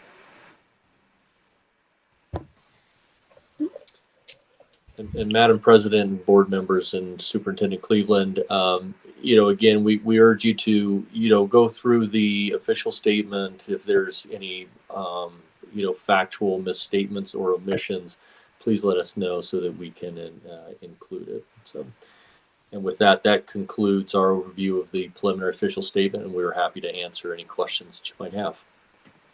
Okay, thank you so much.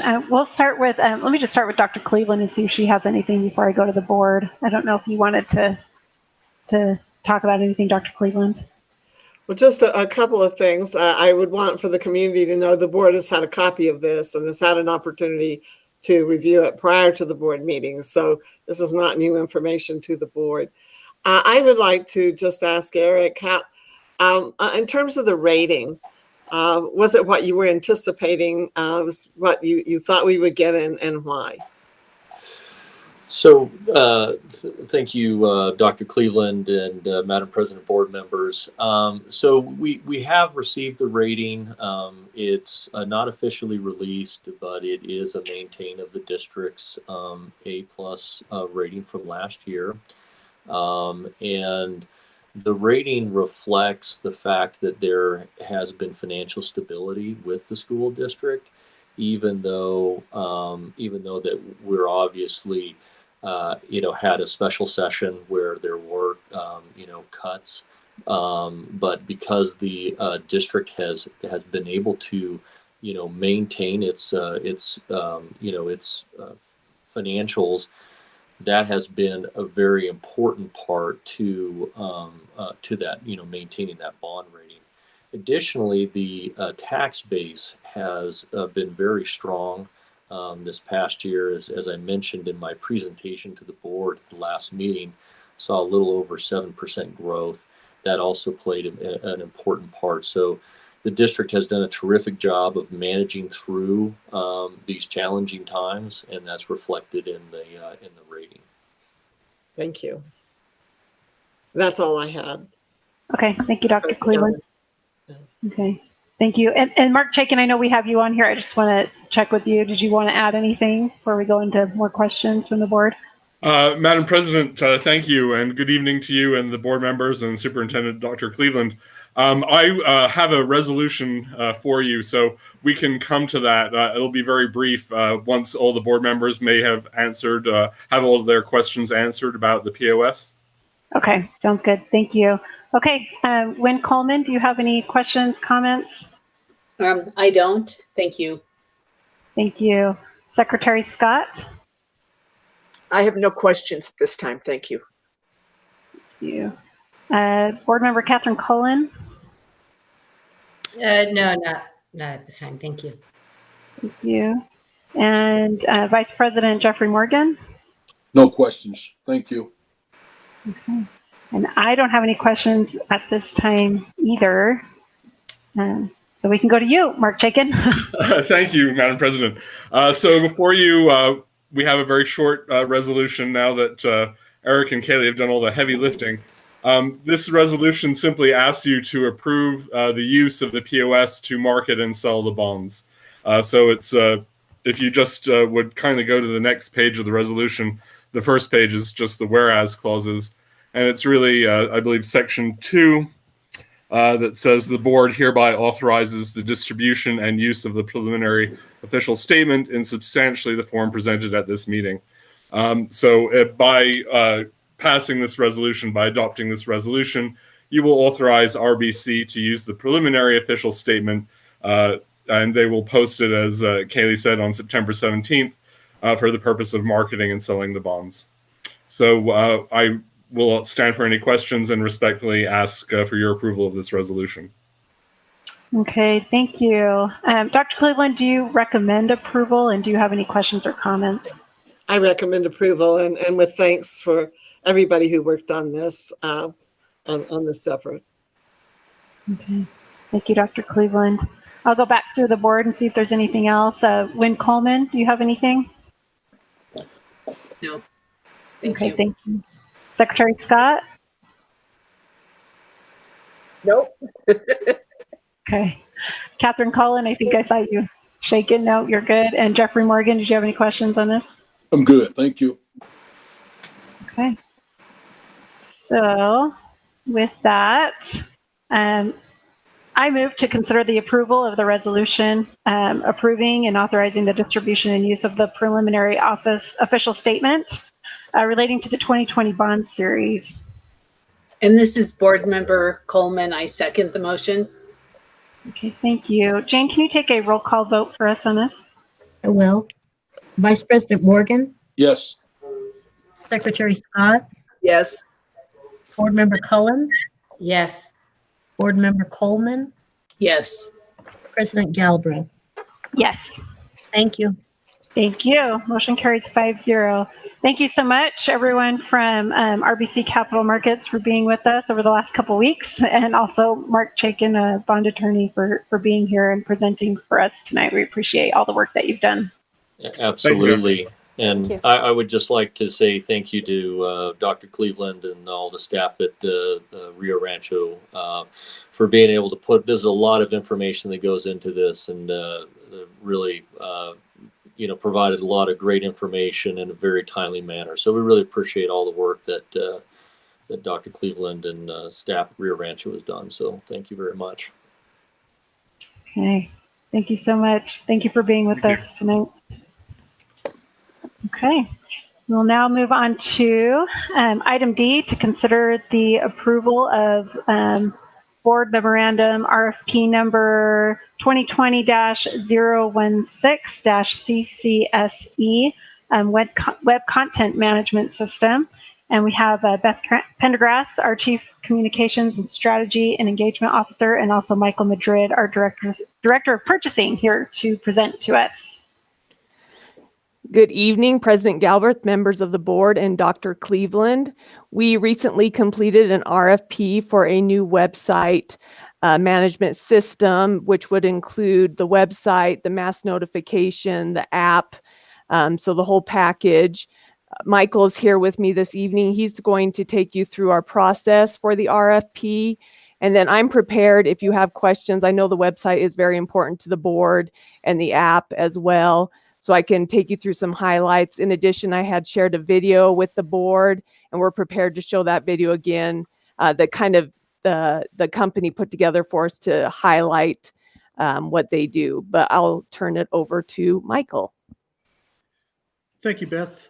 Board President Galbraith, members of the board, Superintendent Dr. Cleveland.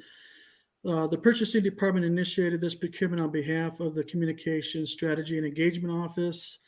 The RFP number that was assigned to it is 2020-016-CCSE.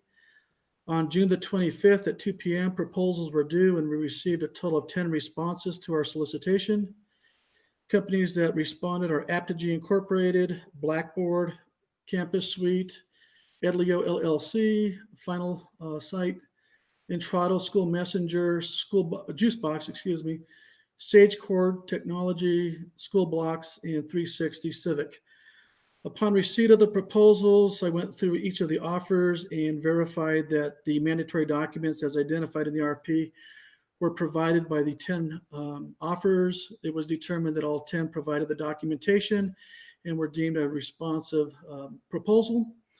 On July the 23rd, the evaluation committee scored each of the proposals based on the evaluation criteria identified in the RFP. We ranked the offers, and we selected the top 3 to be required to conduct interviews and a product demonstration. On August the 14th at 2020, we conducted the interviews and the product demos.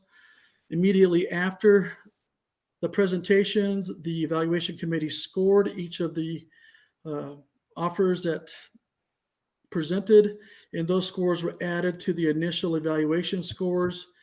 And it is the recommendation of the evaluation committee to recommend Aptigee Incorporated, who was the unanimous #1 ranked offer for this procurement.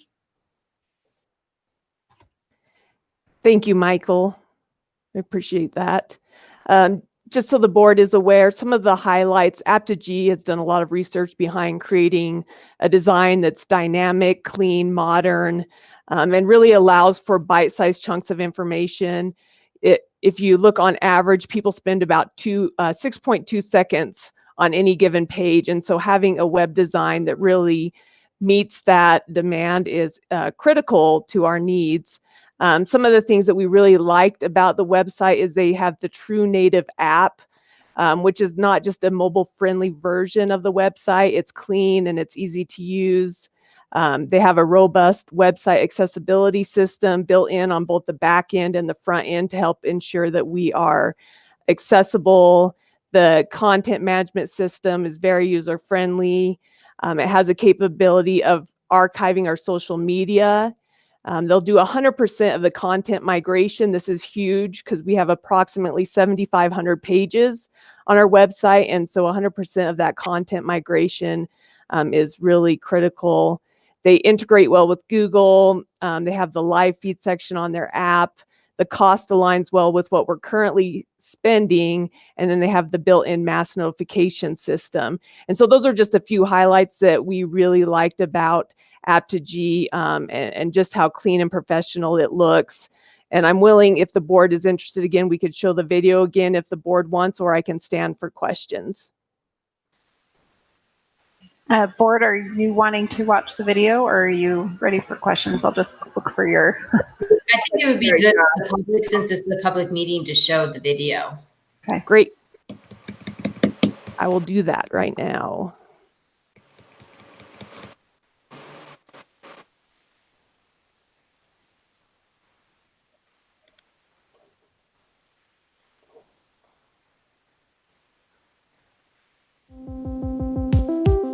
Hey everyone, Casey with Aptigee here.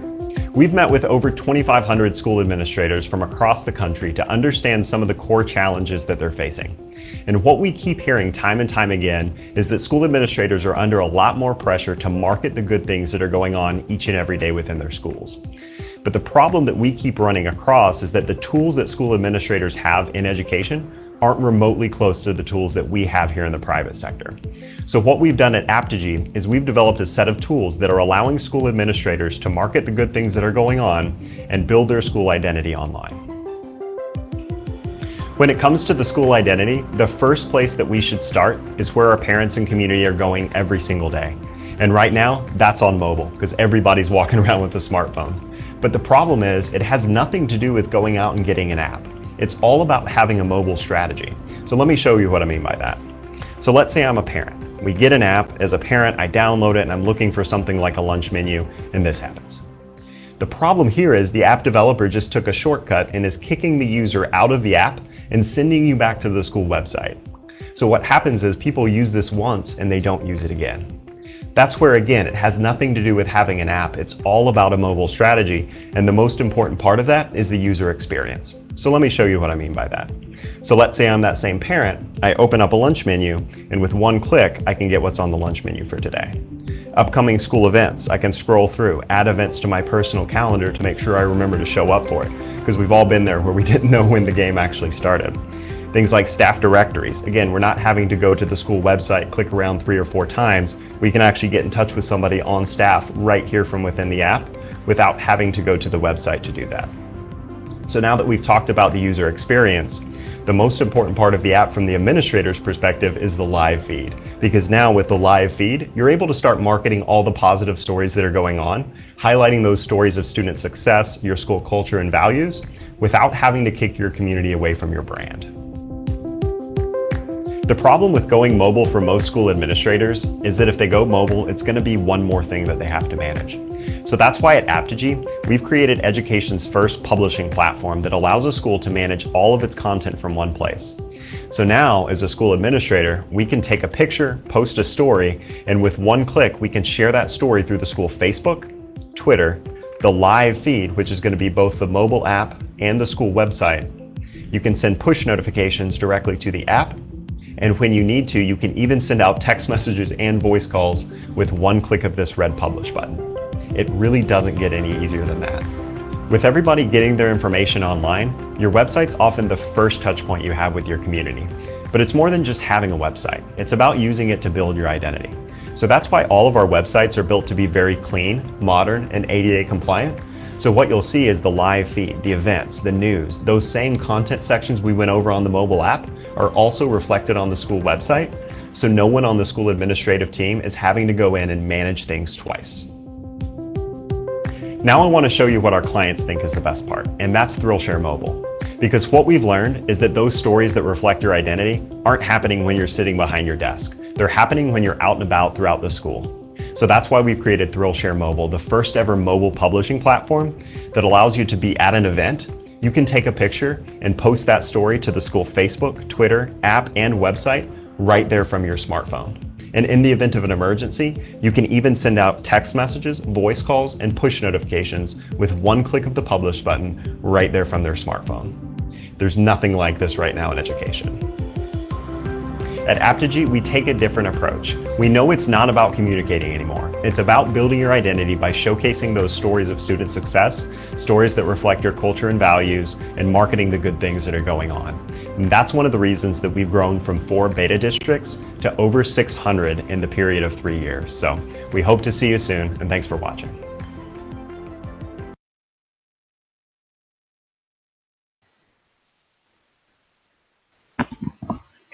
And with that, we will stand for questions. All right, thank you. Thank you for sharing that. That was very informative. Thank you. We'll start with Noreen Scott, Secretary Scott. Well, I have my typical question. How many people locally bid on this? And did any of them come in as finalists, and were they given a fair shot? I think we only had one local, and they were definitely given a fair shot, but they did not come in close to being a finalist. Okay, thank you.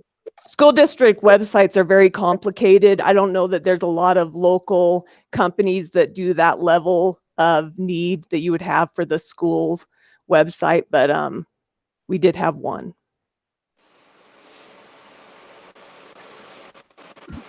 Okay, thank you.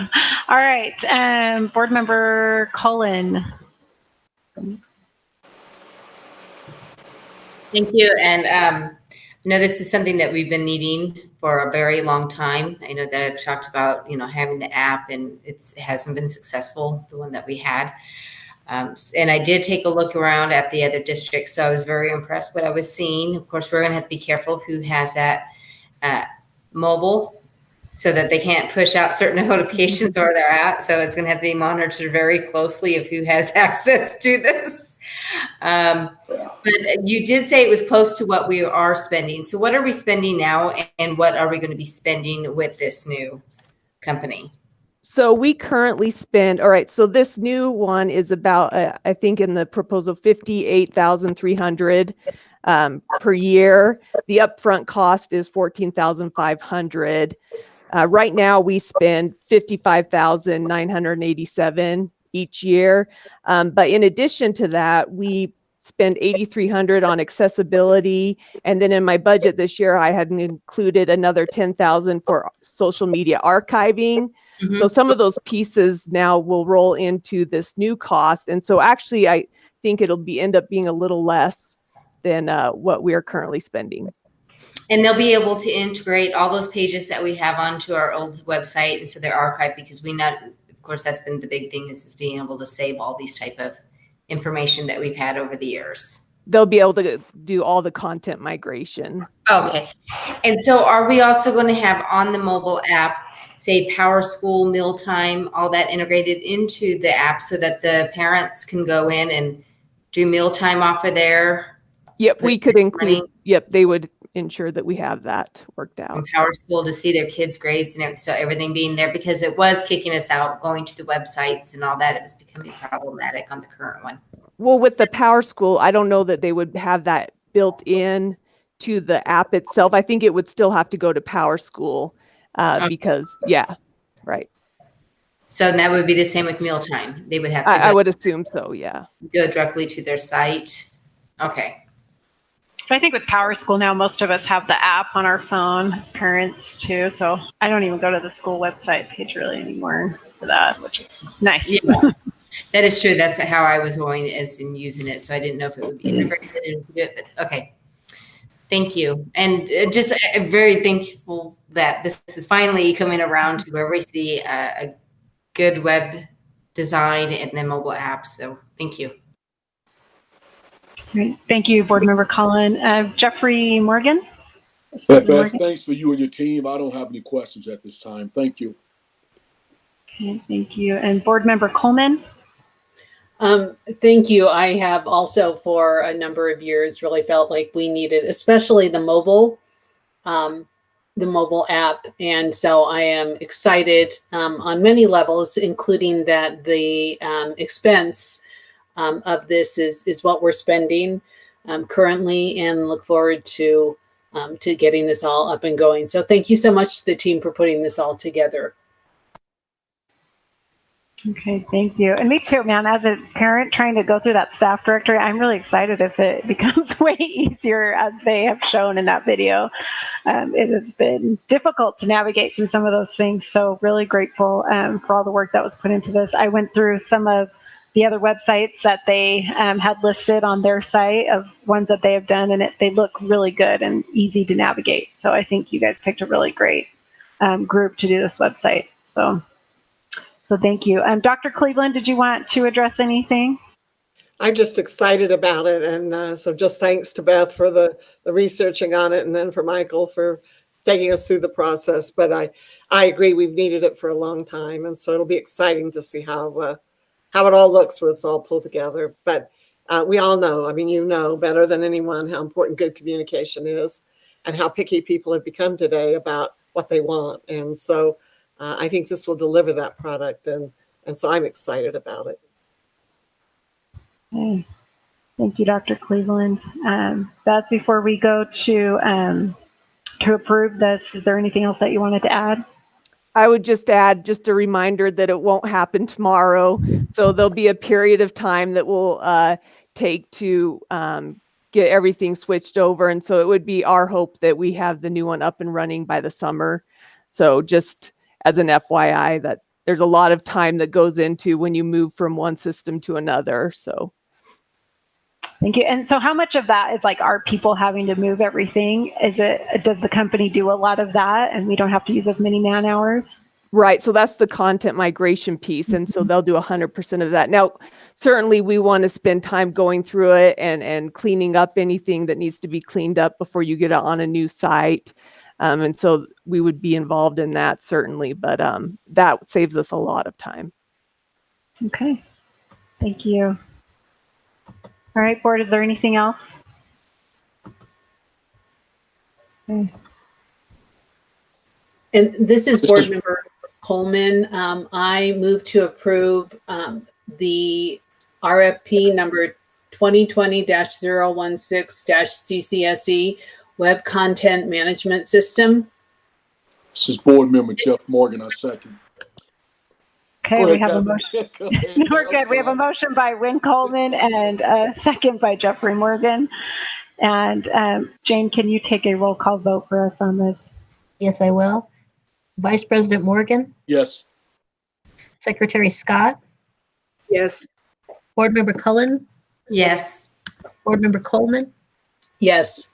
President Galbraith? Yes. Thank you. Thank you. Motion carries 5-0.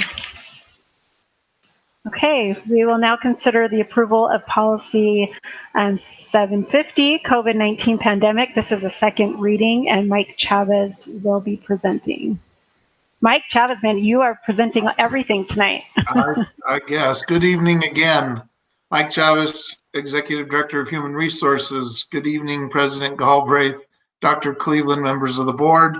2 weeks ago, we presented to you first reading of Policy 750, which is in regards to the COVID-19 pandemic, and includes several pieces which will encompass different aspects of this pandemic that we are currently experiencing. We're all experiencing. And Jane, if you can scroll down a little bit, please.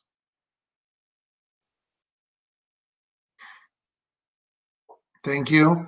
The first portion of this is around support for employees, having to do with supporting high-risk groups, high-risk household members, and leave for those who have been exposed. So this is very much in line what we talked about earlier. These are things that we have been very much working on for the past several months at this point. But in particular this past week, working very hard with employees to make sure that we're supporting folks that do have high-risk household members or are in a high-risk group themselves, and making sure that we're keeping our employees safe in all aspects. So not only while they're in the building, but if they are in need of support outside of the building as well, and coming up with alternative types of work.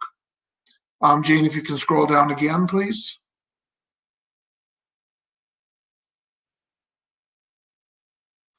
Mike Baker mentioned earlier, as board member Cullen was asking about the expenditure for the safe employees. We were required by PED, as Dr. Cleveland mentioned, to offer to our employees childcare, which again was in strong support of our employees during this period of time when many of these folks have lost their childcare, not able to acquire childcare, and yet truly want to come back into the building, really want to be there. What I've heard all day today, I just want to say, is that people were really, really excited, very excited to be back in those buildings. But in order for a lot of those people to be there, there were some things we needed to do to be able to support them, and childcare was obviously one of them. So we did include in this policy a section around childcare, and the way in which the superintendent would support our staff members with that childcare. And then finally, the last piece of this policy is around attendance, and this piece is more geared towards Tana Burgos's department in student services and policies and procedures that they have worked on very, very hard to make sure that we're supporting our students and assuring that we are aware of where all of our students are, and that we're ensuring that they're attending school, if not with us, at least somewhere. And I'll stand for questions.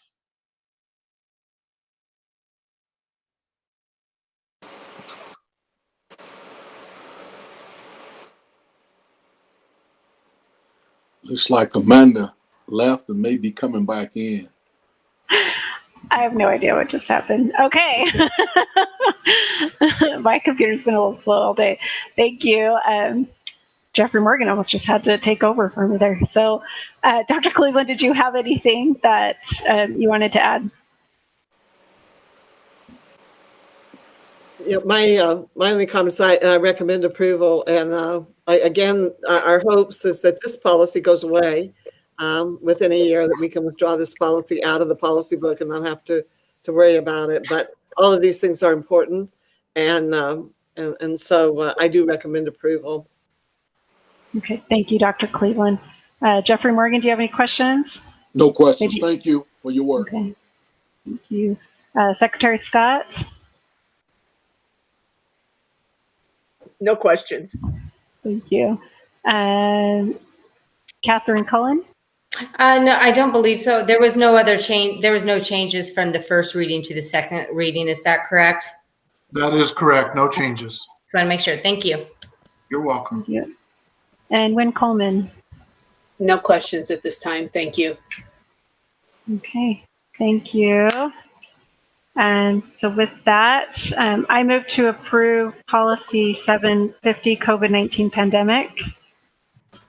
This is Board Member Coleman. I second. Okay. Jane, can you take a roll call vote for us? Yes, I will. Vice President Morgan, Yes. Secretary Scott, Yes. Board Member Cullen, Yes. Board Member Coleman, Yes. President Galbraith. Yes. Thank you. Thank you. Motion carries 5-0. Okay, and before we move on to Thank advanced you. planning, thank you, Mike. We appreciate all your hard work. Okay, and before we move on to advanced planning, Dr. Cleveland, is there anything else that you would like to address? The only thing is that we will have, it's mentioned earlier, we will be having a finance committee meeting toward the end of the month, and we will send a reminder out for that. Okay. All right. Thank you, Dr. Cleveland. Anything else, Board? Okay. No. Okay. No. So for advanced planning, we have our next regular board meeting will be September 28th.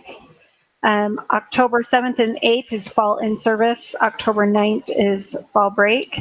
And then on October 12th, we will have another regular board meeting.